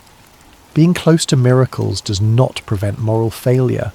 Serving a prophet does not automatically make one prophetic. The same God who heals with grace also judges with righteousness. Themes and spiritual breakdown, healing beyond borders. The healing of Naaman shatters any notion that God's power is limited by national identity or ethnic boundaries. Here was a Syrian commander, a man from a nation that had raided Israel, taken captives and fought against God's chosen people. By every measure of ancient religious thinking, he should have been outside the reach of Israel's God. Yet God not only healed him, but pursued him, orchestrated his journey, and revealed divine power specifically for this foreigner. This story challenges exclusive thinking about who deserves God's attention. The unnamed captive servant girl, the unlikely prophetic instructions, the healing of someone who had no claim on Israel's covenant, all of it points toward a God whose mercy extends beyond tribal boundaries, whose grace reaches those we might consider outsiders, whose power works for the benefit of those who have been our enemies. Centuries later, Jesus would reference this story when teaching in his hometown synagogue. When the people of Nazareth rejected him, he reminded them that there were many in Israel with leprosy in the time of Elisha the prophet, yet not one of them was cleansed, only Naaman the Syrian. It was not a popular teaching then, and it remains challenging now. God's grace often flows to unexpected recipients, demonstrating divine love that transcends our categories of deserving and undeserving. Pride versus obedience. Naaman's initial response to Elisha's instructions reveals the fundamental conflict between human pride and divine requirement. He wanted a healing that matched his expectations, grand, impressive, worthy of his status. Instead, he received instructions that seemed beneath him, too simple to be miraculous, too ordinary to be divine. His journey from rage to obedience traces a path that many must walk in their relationship with God. We come with expectations about how God should work, what miracles should look like, how divine power should manifest. We expect ceremonies that honour our importance, processes that make sense to our understanding, interventions that fit our categories of impressive and meaningful, when God instead offers simple instructions, ordinary means, humble requirements. We face a choice. Will we insist on our expectations or submit to divine wisdom? The 7 washings in the Jordan required Naaman to persist in obedience even when results were not immediately visible. After the first washing, nothing changed. After the 2nd, 3rd, 4th, 5th, 6th, still diseased. Each immersion required renewed choice to trust, continued willingness to look foolish, ongoing commitment to obey even when sight provided no confirmation. This is the nature of faith, not believing because we see, but obeying until we see, trusting that God's instructions carry purpose even when that purpose is not yet evident. Faith through servitude. The unnamed captive servant girl stands as one of the most remarkable figures in the entire narrative. She had every reason to hate Naaman, to rejoice in his suffering, to see his disease as just punishment. Instead, she became the conduit of grace, speaking words that would lead to his healing. Her position was the lowest in the household, a foreign captive, a child, a servant. Yet her faith moved mountains, her testimony triggered a journey, her simple words set in motion events that would demonstrate God's power to nations.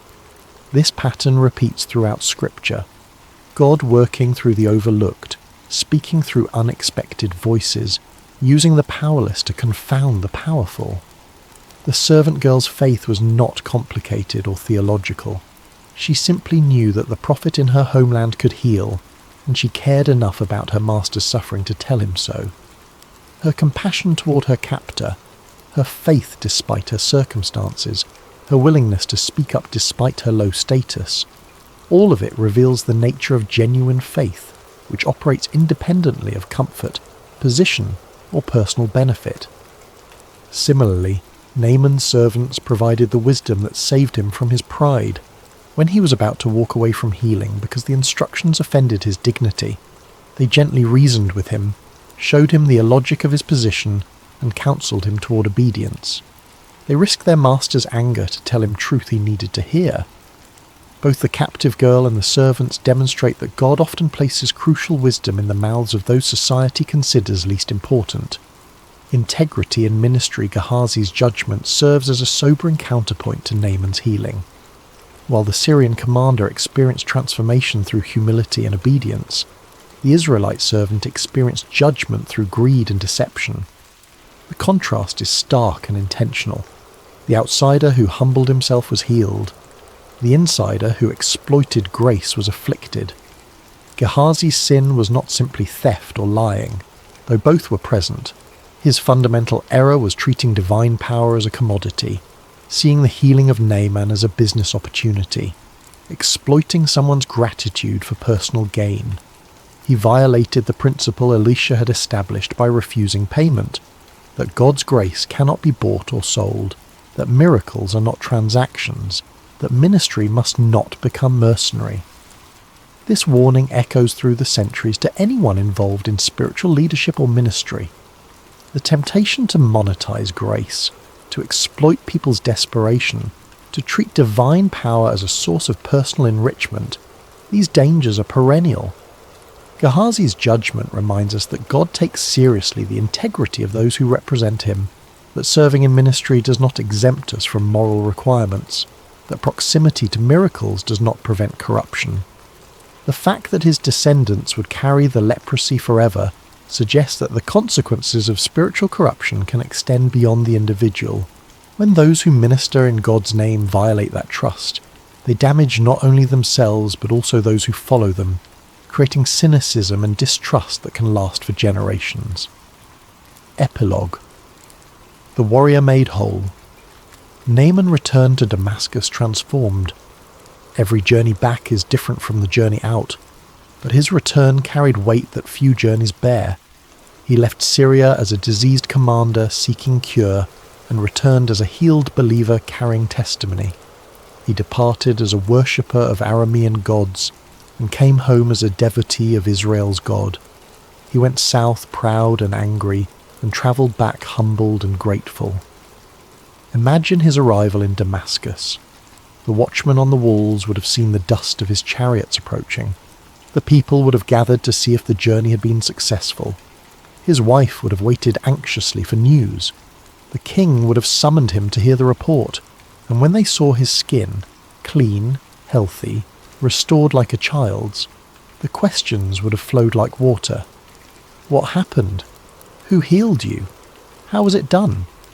And Naaman would have told them everything, not just about the healing, but about the journey that led to it, about the captive servant girl whose faith sparked hope, about the prophet who wouldn't come out to meet him, about the insulting instructions and his wounded pride, about servants who spoke wisdom, about 7 washings in a muddy river, about the change that came not when he expected it, but when he obeyed it, about the God who heals beyond borders, who values humility over status, who works through ordinary means to accomplish extraordinary transformation. His testimony would have spread through Damascus and beyond, challenging the religious assumptions of his culture, planting questions about the nature of divine power, demonstrating that the God of Israel was not limited to Israel. He would have worshipped on his imported soil, making sacrifices not to Rimmon or the other gods of Aram, but to the God who had made him whole. His very presence became a permanent witness to grace that crosses boundaries, power that serves love, and a God who pursues the lost even in foreign lands. But perhaps the most profound transformation was internal. Naaman had learned that healing requires more than seeking cure. It requires humble submission to divine instruction, even when that instruction seems beneath us, offensive to our dignity, or contrary to our expectations. He discovered that miracles often come not through grand displays of power, but through simple obedience to quiet instructions. He found that the God who could heal his flesh was also committed to transforming his heart, teaching him lessons about pride, humility, obedience, and faith that would shape the rest of his life. Somewhere in Syria, for the rest of his days, when people looked at the clean skin of the commander of the armies, they saw a walking testimony to the power of Israel's God. His healing became a permanent sermon, his restoration a living witness, his transformation proof that the divine reaches beyond borders, breaks through pride, and offers wholeness to those willing to humble themselves and obey. The story ends with Naaman healed and Gehazi diseased, a juxtaposition that captures the paradox of grace and judgment, the reality that God's power can both restore and afflict, the truth that proximity to miracles guarantees nothing, and that genuine faith often flourishes in unexpected places, while corruption can grow even in sacred spaces, and always, at the centre of it all, the muddy Jordan River where a proud warrior became humble enough to be healed, where 7 simple washings accomplished what no physician could achieve, where obedience unlocked miracle, where a foreign commander met the one true God and was forever changed. Before we begin tonight's story, I want to take just a moment to say thank you. If you're enjoying this content, using your hype points on this video helps the channel more than you possibly know. It truly makes a difference in reaching more people with these stories. If you're listening on Spotify, leaving a review also helps out so much and means the world to us.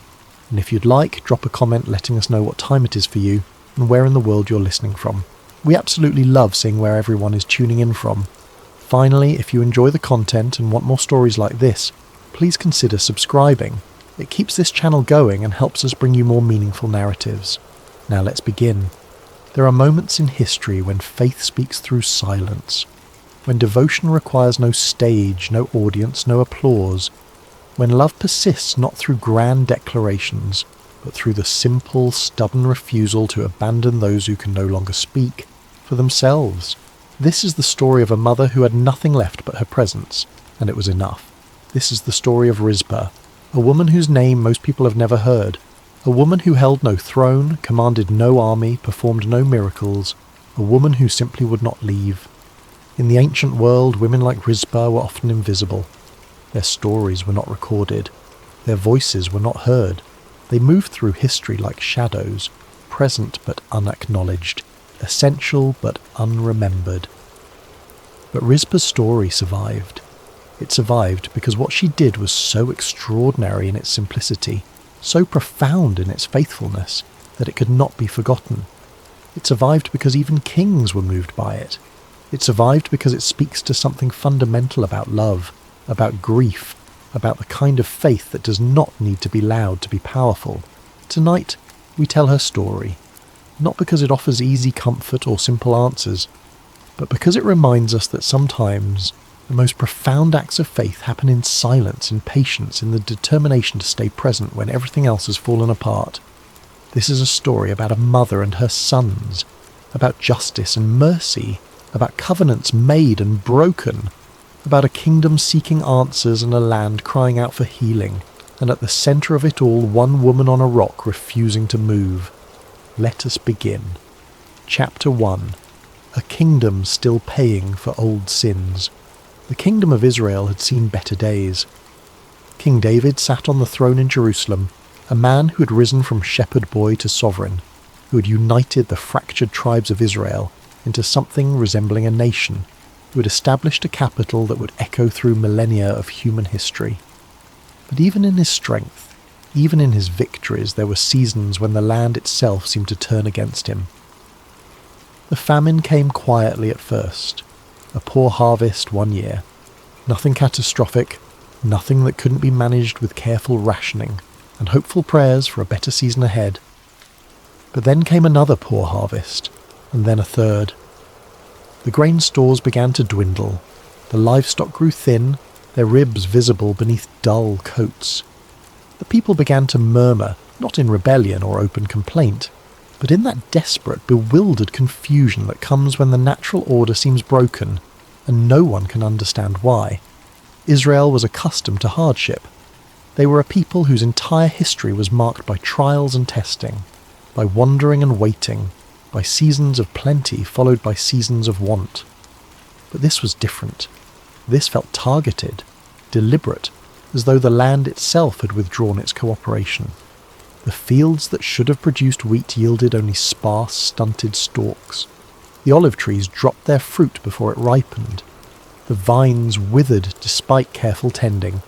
It was as though some invisible hand had placed a curse upon the earth, preventing it from giving what it had always given before. David was not a man to ignore such signs. He had learned, through decades of running for his life and fighting for his kingdom, to recognize when something was wrong at a deeper level than mere circumstance. He had learned to seek God in times of crisis, to bring his questions directly to the source of all wisdom and judgment. He had done it as a young man, fleeing from King Saul's jealous rage, hiding in caves and trusting God to preserve him when every rational calculation said he should be dead. He had done it as a warrior, facing giants and armies and impossible odds. He had done it as a king, navigating civil war and family tragedy and the complex moral terrain of ruling a nation. And so he did it again now, bringing his question before the Lord with the kind of directness that had always marked his relationship with the divine. Why is this happening? What have we done? Why is the land refusing to yield? The answer came, and it was not what anyone expected. The famine was not random. It was not a test of faith to be endured with patience and prayer. It was not a natural disaster or a temporary setback that would resolve itself with time. It was a response to an unpaid debt, a consequence of an injustice committed years before by a man who was now dead. King Saul.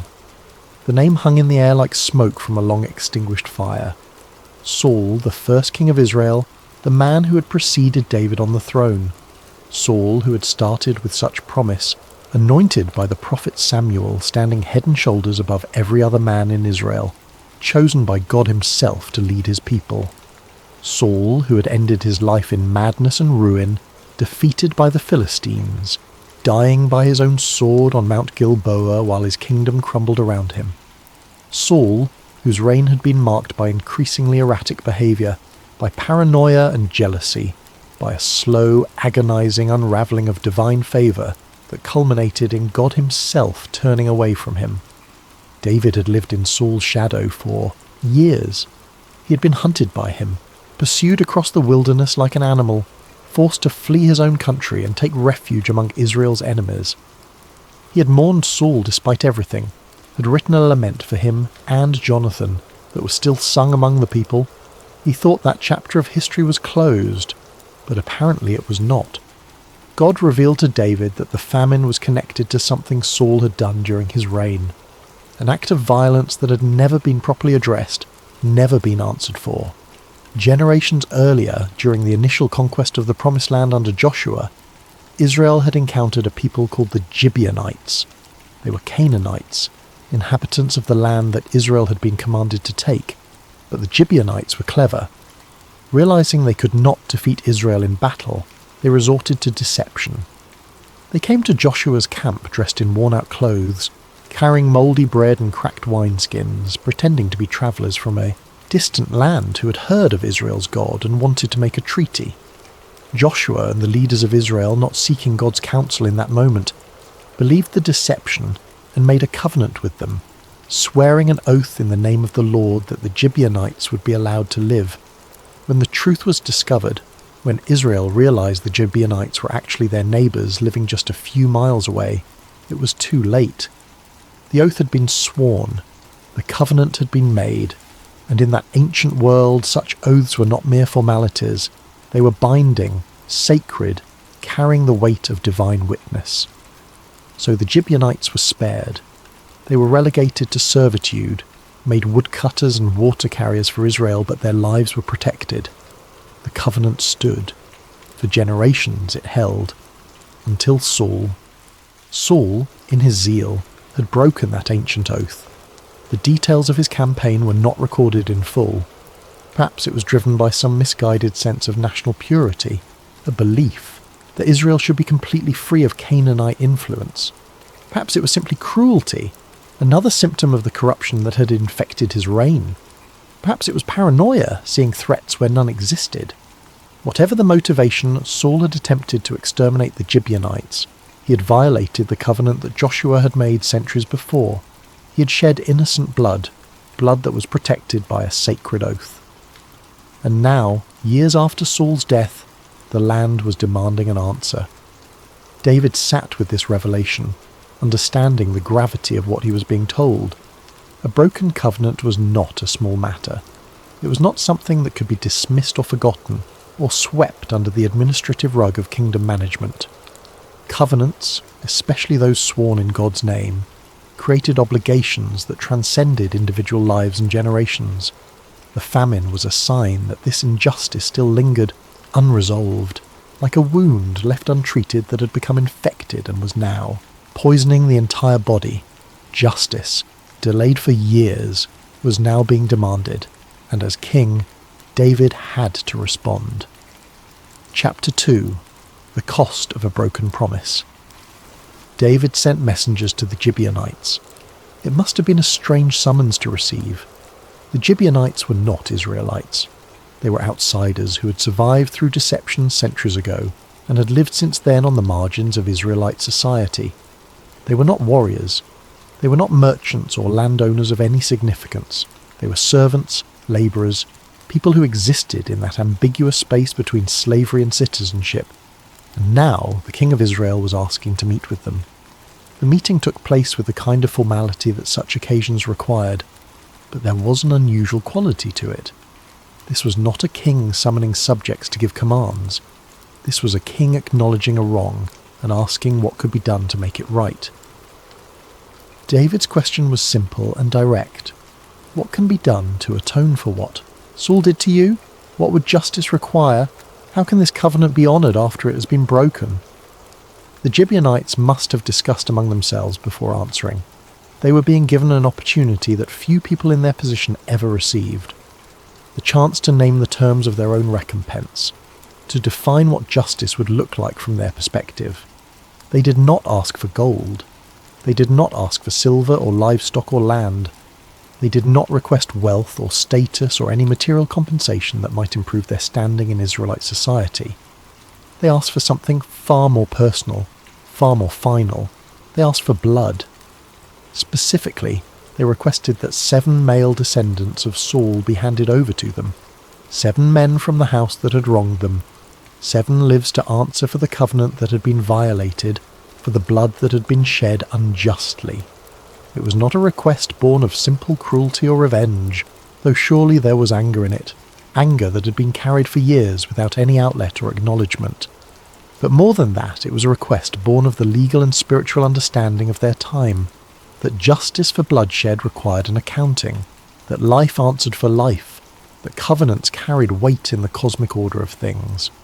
In their worldview, and in the worldview of ancient Israel, wrongs left unaddressed would continue to fester. They would poison the land, disrupt the natural order, create imbalances that manifested in ways like famine and drought. Justice was not merely about punishment. It was about restoring balance, about making things right at a fundamental level. David listened to their request. He could have refused. He had the power to do so. He could have argued that Saul was dead, that his crimes died with him, that a new generation should not be held accountable for the sins of their father. He could have offered alternatives, different forms of compensation, other ways to acknowledge the wrong without requiring death. But he did not. David understood what was being asked, and he understood the cost of leaving the matter unresolved. The famine was not going to end on its own. The land was crying out for justice, and justice in this case meant honouring the covenant that had been broken, even if that honour came at a terrible price. So David agreed to the Gibeonites' terms, but he made one exception, and it was an exception that revealed his own understanding of covenant and obligation. There was a man named Mephibosheth, the son of Jonathan, who was Saul's son. Mephibosheth was crippled, unable to walk, a survivor of the violence that had destroyed Saul's house. He lived in obscurity, essentially powerless, no threat to anyone. But David had made a covenant with Jonathan years before, when they were young men, and David was still fleeing from Saul's murderous rage. Jonathan had been David's closest friend, had protected him, had warned him, had loved him, like a brother. And in the way of that ancient world, David and Jonathan had made a covenant of friendship that included a promise, that David would show kindness to Jonathan's descendants. Mephibosheth was protected by that covenant. David would not hand him over.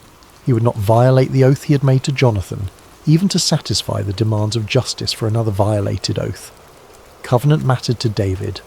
Both covenants, the one to the Gibeonites that Saul had broken, and the one to Jonathan that David himself had made. But the others were not protected. 7 men from the house of Saul were identified. 2 of them were the sons of Rizpah, Saul's concubine. Their names were Armoni and Mephibosheth, though this was a different Mephibosheth than Jonathan's son. 5 others were the sons of Merab, Saul's daughter, though some accounts suggest they were her sister Michal's responsibility, raised by Merab after Michal's own complicated relationship with David. These 7 men were not guilty of any crime themselves. They had not participated in Saul's campaign against the Gibeonites. They were simply descendants, family members, people who carried the burden of their lineage. But in the logic of covenant justice, their kinship made them liable. The decision was made, the men were gathered, the decree was issued. They would be handed over to the Gibeonites to satisfy the demand for justice, to answer for the covenant that had been broken. And so it was done. Chapter 3. Introducing Rizpah. Rizpah had known loss before. She had been the concubine of King Saul, which meant she occupied a peculiar place in the social hierarchy of ancient Israel. She was not a wife in the full sense, not afforded the same status or protections, but she was not a slave either. She was something in between, a woman whose value was derived entirely from her relationship to a powerful man and from the sons she bore him. She had borne Saul 2 sons, Armoni and Mephibosheth, in a different life in a different kingdom.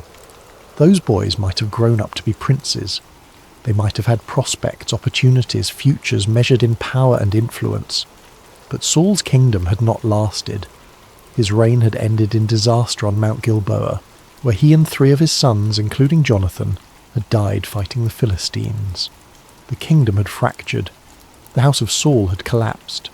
Rizpah had survived that collapse.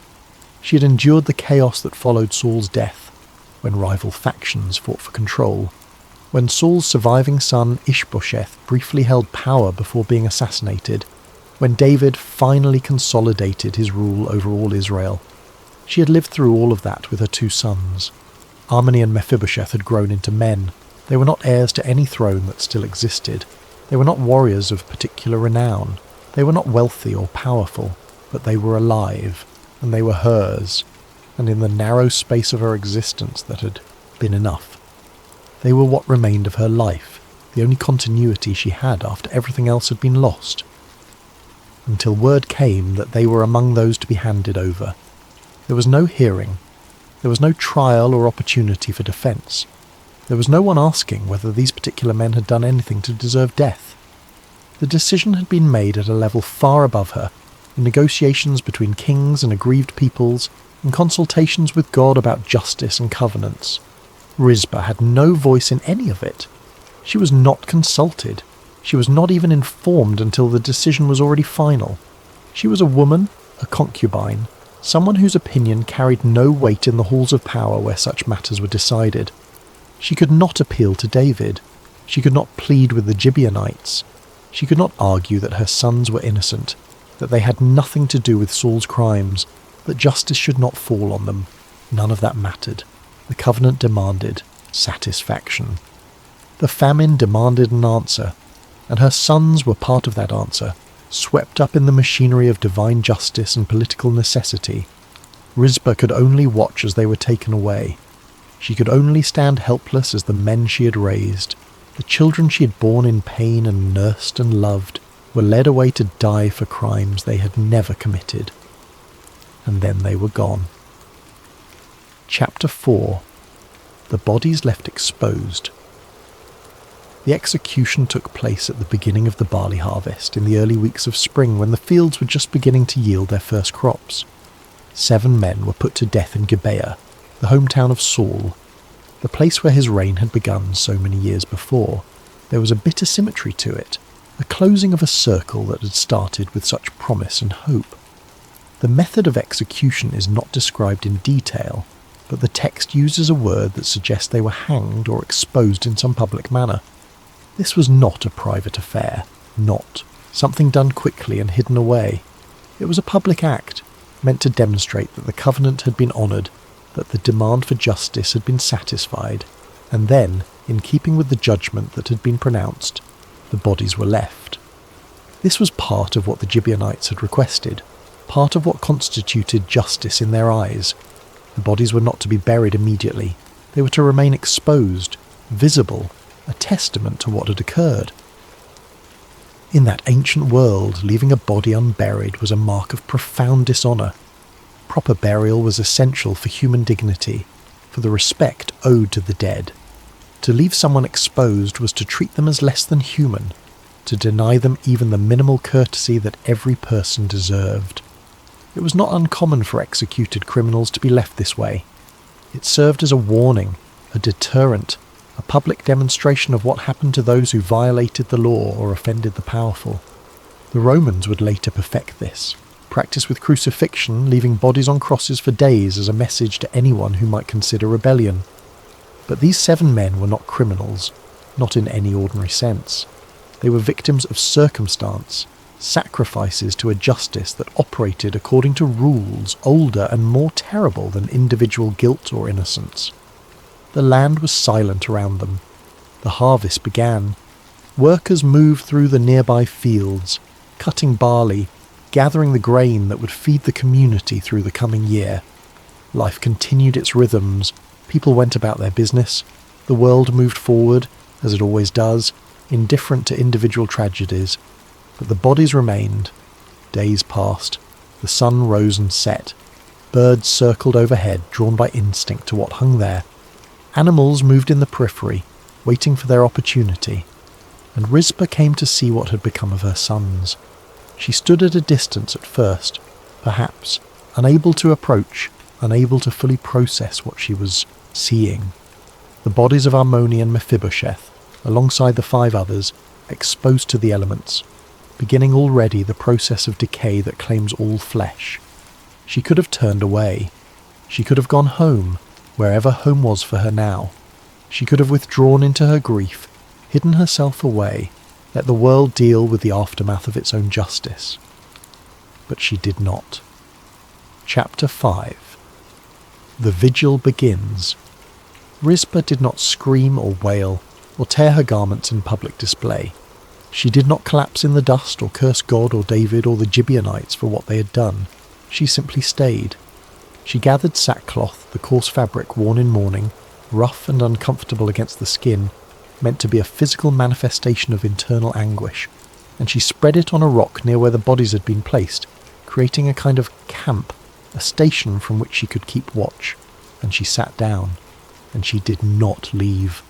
The first day passed slowly.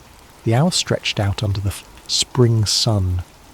Rizpah sat on her rock, wrapped in sackcloth, her eyes fixed on the remains of her sons. When birds came, as they inevitably did, drawn by the scent of death and decay, she moved. She stood. She waved her arms. She shouted.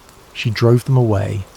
Again and again, throughout that first day, she protected the bodies from the scavengers that nature sent. Every time a crow or vulture circled close, every time one landed and hopped forward with that distinctive predatory gait, Rizpah was there, a human barrier between the dead and the creatures that would desecrate them. As the sun set on that first day, she must have been exhausted. The emotional toll alone would have been crushing, the physical act of maintaining constant vigilance under the sun draining. But she did not leave. When darkness fell, new threats emerged. Animals that hunted and scavenged at night, creatures emboldened by the cover of darkness. Jackals, perhaps, their eerie calls echoing across the hills, wild. Dogs that ran in packs, other predators that saw the exposed bodies as an opportunity. But Rizpah remained. She kept a fire burning, perhaps, to ward off the animals. She stayed alert through the night, listening for sounds of approach, ready to shout and throw stones and do whatever was necessary to keep the bodies protected. The second day dawned, and still she was there. The third day, the fourth. A week passed. No one had asked her to do this. There was no law requiring it, no tradition demanding it. No one would have blamed her for going home, for accepting what had happened, for beginning the process of moving forward with whatever remained of her life. But Rizpah would not move. Her vigil was not a protest, not in any organised or political sense. She was not making demands or issuing statements or trying to change policy. She was not calling for the bodies to be taken down or the judgment to be reversed. She was simply refusing to abandon her sons. She was ensuring that their final days, however many there would not be spent alone and forgotten. She was determined that if the world had decided they were not worth burying properly, she would at least make certain they were not treated as though they had never mattered at all. Week after week, Rizpah kept her station on the rock. Chapter 6. Through heat and storm, days turned into weeks, and weeks stretched toward months. The barley harvest came and went. Workers finished cutting the grain, threshing it, storing it away. The wheat harvest followed. Spring gave way to early summer, and through it all Rizpah remained on her rock. The weather began to shift. The mild temperatures of spring gave way to the building heat of summer. In that region, summer could be brutal, especially out in the open with no shelter, no shade, no respite from the sun. The heat shimmered off the stones during the day. The air became thick and still, pressing down like a physical weight. The sun beat relentlessly on everything exposed to it, leaching moisture, cracking earth, making every breath feel like an effort. Rizpah endured it. She wrapped the sackcloth around her head for some protection, but there was little she could do against the full force of summer in that exposed place. Her skin darkened and dried, her lips cracked. Her body grew gaunt from the constant vigilance, the interrupted sleep, the minimal food and water she must have consumed while maintaining her watch. But she did not leave. When the occasional rains came, as they sometimes do even in the dry season, brief violent storms that sweep in without warning, she did not seek shelter. She pulled the sackcloth tighter around herself and stayed where she was, rain streaming down her face, soaking through her clothes, turning the dust around her to mud. The rock beneath her became slick. Water pooled in the depressions, thunder rolled across the sky, and lightning split the darkness of storm clouds. And still Rizpah remained. People must have passed by occasionally, travellers on nearby roads, farmers tending fields within sight of the hill, Shepherds moving their flocks through the area, they would have seen her, the solitary figure on the rock day after day, night after night, keeping her impossible vigil. Some might have whispered about her as they passed. Some might have felt pity. Some might have thought her mad, unable to accept what had happened, clinging to the dead in a way that defied reason. But Rizpah did not speak to them. She did not call out for help or sympathy or understanding. She did not try to explain herself or justify what she was doing. She simply remained. Her vigil was not performed for an audience. It was not done to make a point or garner sympathy or change anyone's mind about anything. It was done for her sons, for Armoni and Mephibosheth, who could no longer speak or move or defend themselves, who had been reduced to remains exposed on a hillside, who existed now only in the memory of those who had known them. Rizpah would not let them be forgotten. She would not let their final existence be marked solely by abandonment and dishonour. If she could do nothing else for them, if she could not save them or bring them back or even give them proper burial, she could at least ensure they were not alone. She could be present. And so she was. The weeks continued to pass. The summer heat reached its peak. The world around her cycled through its rhythms, indifferent to her grief. But Rizpah's determination did not waver. Every morning when the sun rose, she was there. Every evening when it set, she was there. Every night when darkness fell and the world became threatening and strange, she was there, week after week after week.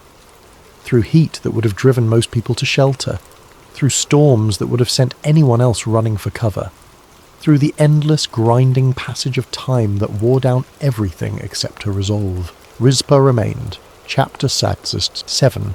A Mother's Faith. There is a kind of faith that is loud and dramatic.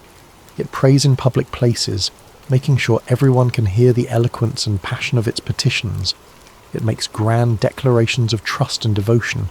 It calls down fire from heaven and parts seas and raises the dead. It performs miracles and signs and wonders that leave no doubt about the power of God and the righteousness of the faithful. The Bible is full of such faith. Moses stretching out his staff over the Red Sea. Elijah confronting the prophets of Baal on Mount Carmel. Peter stepping out of the boat to walk on water. Paul and Silas singing hymns in prison while the earth shook and their chains fell off. Faith that moves mountains. Faith that heals diseases. Faith that speaks with authority and expects immediate results. But there is another kind of faith, quieter and perhaps no less powerful. The faith that stays when there is nothing left to do but stay. The faith that honours the dead not because it will change anything, not because it will bring them back or alter what has already occurred, but simply because honour is owed. The faith that trusts God even when understanding is absent, even when the path forward is unclear, even when the heart is broken beyond any hope of repair. The faith that does not require explanation or justification because it exists at a level deeper than words. Rizpah's vigil was an expression of that quieter faith. She did not question the justice that had taken her sons. There is no record of her arguing with God or demanding explanations or insisting that what had been done was wrong. She did not challenge the covenant obligation or dispute the terms of satisfaction that the Gibeonites had requested. She simply loved. And in that love, she remained faithful to the lives that had been entrusted to her. Her sons were gone. Their futures had been taken from them. Their deaths had served a purpose in the cosmic machinery of justice and covenant, but that did not make them any less dead, any less mourned, any less precious to the woman who had borne them. Rizpah could not change what had happened. She could not reverse the decision or bring them back or even give them proper burial. Not yet. Not until someone with authority decided it was time. But she could be faithful to their memory. She could ensure that their final days were not spent utterly alone and forgotten. She could love them in death as she had loved them in life, completely and without reservation. Her faith was not theological in the sense of being based on doctrine or systematic understanding of God's nature. She did not quote scripture or make arguments about divine justice or human responsibility. Her faith was maternal. It was the kind of devotion that does not need to be explained because it exists in the bones, in the blood, in the deep places where love is formed and cannot be extracted no matter what happens. It was the faith of presence, the faith that says, I will not leave you no matter what. And it was witnessed, not by crowds or armies or prophets, but by the birds she drove away, and the animals she frightened off, and the occasional travellers who passed by and saw the solitary figure on the rock, day after day after day. Her faith required no miracles. It required no vindication. It required no promise of reward or acknowledgement. It simply was. And in being exactly what it was, in manifesting as pure, stubborn, unshakable devotion, it became something remarkable, something that would eventually move even a king. Chapter 8. The king notices word travels in kingdoms, even when it is not spoken aloud in formal reports. Stories pass from person to person, spreading through the informal networks that connect communities. A farmer mentions something to his neighbour. A traveller shares what he has seen. A merchant passing through tells the story in the next town. People had noticed the woman on the rock. How could they not? She had been there for months now, through the entirety of the harvest season, through the building summer heat, maintaining her vigil with a determination that seemed almost inhuman in its constancy. Guards who passed through the area on patrol saw her. Farmers working nearby fields saw her. Shepherds moving their flocks past the hill saw her. Traders on the road saw her, and they talked about what they had seen. Not necessarily with any agenda or purpose, but simply because it was remarkable, because it was unusual, because there was something both heartbreaking and awe-inspiring about a mother's refusal to abandon her dead sons. The story spread. It moved through villages and towns. It was mentioned in conversations at wells and in marketplaces. It reached the ears of officials and administrators who managed the day-to-day operations of the kingdom. And eventually, inevitably, it reached the ears of King David. David, who had made the decision to hand over the 7 men to the Gibeonites. David, who had been seeking to end a famine and honour a covenant and restore balance to a land that was suffering. David, who had thought the matter was resolved once the execution was carried out and the demands of justice were satisfied. He heard about Rizpah. He heard that she had been there since the beginning of the harvest, that she had not left her post, that she had kept watch over the bodies day and night, protecting them from birds and beasts. He heard that she had endured the heat and the storms, that she had maintained her vigil with a faithfulness that seemed to defy explanation. And he was moved. David understood grief in ways that many people never have to understand it.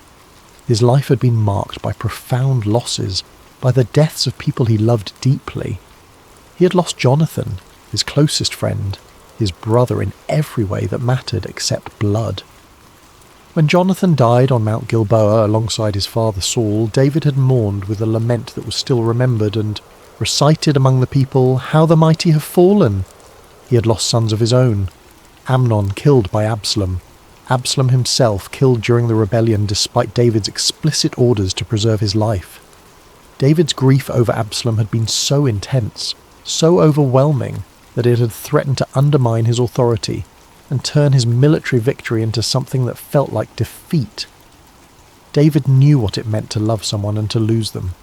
He knew what it meant to wish you could change the past, to bargain with God for different outcomes, to carry grief that never quite healed, that remained as a permanent ache in the chest. And when he heard what Rizpah had done, when he heard about her months-long vigil, her refusal to abandon her sons even in death, he recognized the depth of her devotion. He recognized it because he had felt something similar himself. And he was moved to action. David gave an order. The bodies were to be gathered. All 7 of them. They were to be taken down from wherever they had been exposed and given proper burial. But David went further than that. He commanded that the bones of Saul and Jonathan, which had been buried hastily years before in Jabesh-Gilead by brave men who had risked their lives to retrieve them after the battle on Mount Gilboa, should also be brought and given a proper resting place. They were to be buried in the tomb of Kish, Saul's father, in the land of Benjamin. The family was to be reunited in death. Dignity was to be restored to the house that had fallen so far, that had suffered so much judgment and consequence. Honour was to be given, not because it had been earned or because anyone demanded it, but because it was right. Because even in judgment, there should be room for mercy. Because the dead deserved to be treated with respect, regardless of the circumstances that had led to their deaths. And it was Rizpah's vigil that had prompted this action. Her refusal to abandon her sons had reminded a king of something he already knew but had perhaps temporarily forgotten in the machinery of politics and justice, that behind every judgment, behind every execution, behind every act of state necessity, there were human beings who loved and grieved and deserved to be remembered. The order was given, and it was carried out. The bodies were gathered with care. They were treated with the dignity that had been denied them in death. They were prepared for burial according to the customs of the time, and they were laid to rest in the tomb of Kish, in the land of Benjamin, in the territory that had been Saul's homeland. Saul and Jonathan, the king and his son who had died together, Armoni and Mephibosheth, Rizpah's boys, the 5 sons of Merab, all gathered together, all given the honour of proper burial, all allowed to rest at last. And Rizpah finally could leave her rock. Her vigil was complete, not because she had given up or grown tired or been forced away, but because her sons were no longer alone and exposed on a hillside. They were home, they were honoured, they were at rest, and she could rest too. Chapter 9. The famine ends. After the bodies were buried, something shifted in the land. It was subtle at first, perhaps, not immediately obvious to everyone. But those who paid attention to the rhythms of nature, who knew the signs and patterns of weather and season, they noticed. The rains came at the proper time, not the sporadic, unpredictable storms that had marked the previous years, but steady, reliable rains that soaked into the earth and replenished the water tables and filled the cisterns. The crops responded. The wheat that had struggled and failed for 3 years now grew strong and tall. The barley flourished. The vines produced abundant grapes. The olive trees bent under the weight of their fruit. The land, which had seemed cursed, now seemed blessed.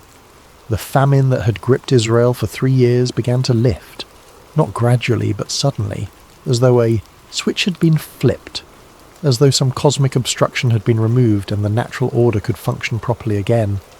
The people of Israel saw it. They saw the connection between the burial and the ending of the famine. They understood, in the way that ancient peoples understood such things, that God had been watching not just the execution of justice, but the way that justice was carried out. That the demands of the covenant had been satisfied, yes, but also that mercy had been shown, that the dead had been honoured, that a mother's vigil had been noticed. The text is spare in its description, but the implication is clear. God responded to what had been done. The prayer that Israel had been making for 3 years, the desperate plea for the famine to end, was finally answered. But it was answered only after justice had been tempered with mercy, only after the dead had been given the dignity they deserved, only after Rizpah's faithfulness had reminded everyone involved that, even in the machinery of divine judgment and political necessity, compassion still mattered. The land healed, the people ate, the livestock fattened, the storehouses filled. Life returned to normal, or at least to the normal rhythms of agriculture and season that characterized life in ancient Israel. And they remembered Rizpah, not as a queen or a prophet or anyone with power or status, but as a mother who had refused to abandon her sons, as a woman who had demonstrated a kind of faith that was all the more powerful for being so simple, so unadorned, so utterly human. Her name was recorded, her story was preserved. The account of what she had done became part of the historical record, part of the scripture itself. Because what she had done mattered, not just to her sons, though certainly to them, not just to David, though he had been moved by it, but to the larger story of God's relationship with his people, to the ongoing question of how justice and mercy relate to each other, to the perpetual need for humans to remember that laws and covenants and political necessities must never completely erase the human beings at the centre of every story. Rizpah's vigil became a witness, not to her own righteousness or heroism, but to the power of faithful presence, to the reality that sometimes the most profound acts of devotion happen in silence and solitude, to the truth that God sees and honours the kind of love that does not need an audience or reward, that simply loves because that is what love does. The famine ended, the land produced again, and Rizpah at last could rest. Epilogue. Faith that would not walk away. Rizpah's story is not a comfortable one. It does not fit neatly into the categories we often use to make sense of biblical narratives. It is not a story of triumph over evil, or victory against impossible odds. It is not a story of miraculous deliverance or dramatic divine intervention. It is a story about grief and justice and the terrible cost of covenant, obligations. It is a story about the way that individual human beings can be caught up in forces much larger than themselves, swept along by the machinery of divine judgment and political necessity, their own innocence or guilt almost irrelevant to the outcome. It is a story that raises uncomfortable questions about the nature of justice, about collective guilt, about whether the sins of one generation should fall on the next. But it endures, not because it provides easy answers or simple comfort, but because it speaks to something deeper than doctrine or theology. It speaks to the kind of faith that expresses itself not in words but in presence, the kind of love that refuses to abandon, even when there is nothing left to protect but memory and dignity, the kind of devotion that stays when everything else has walked away. Rizpah did not perform miracles. She did not receive visions or hear the voice of God speaking directly to her with instructions or comfort. She was not promised that her suffering would be redeemed, or that her story would be remembered. She simply loved her sons. She loved them when they were alive, and she loved them after they were dead. And she expressed that love in the only way available to her, by refusing to let them spend their final days utterly alone and dishonoured. Her vigil lasted months. Months of sitting on a rock in the heat and the rain. Months of driving away birds and animals. Months of enduring physical discomfort and emotional anguish that most people cannot even imagine. And she did it without complaint, without demands, without any expectation of recognition or reward. She did it because it needed to be done, because someone needed to stay, because love required it. And in that simple, stubborn faithfulness, she bore witness to something essential about the character of God himself, that he sees, that he notices the faithful vigil of a grieving mother on a barren hillside, that he honours the kind of faith that looks like quiet, enduring presence rather than dramatic demonstration, that he does not forget those who refuse to forget, that he is moved by devotion even when that devotion cannot change outcomes or alter circumstances. Rizpah's story is rarely told in churches and synagogues. It does not appear in children's Bible storybooks. It is not the subject of famous paintings or popular sermons. But perhaps it should be told more often, because there are times in every life when faith does not feel like triumph or victory or breakthrough. There are times when faith feels like staying on a rock in the heat and the rain, protecting something that cannot be saved, honouring something that the world has decided does not matter. There are times when all you can do is be present, when you cannot fix the situation or change the outcome or make things right, when you cannot bring back what has been lost or undo what has been done, when all you have left is your refusal to abandon, your determination to stay, your insistence that the person you love will not be forgotten or dishonoured or left utterly alone. And in those times, Rizpah's story whispers a truth that is easy to forget in a world that values results and outcomes and measurable success. God sees. The vigil is never in vain. The love is never wasted. The faith that stays, even when everything else has gone, even when there is no hope of changing anything, even when all you can do is be present, that faith matters. God noticed Rizpah on her rock. He saw her faithfulness. He honoured her devotion. And through her example, he reminded a king and a kingdom that mercy must always walk hand in hand with justice, that the dead deserve dignity, that love is never wasted even when it cannot change outcomes. The God who saw Rizpah still sees now. He still notices the faithful who stay when everyone else has left.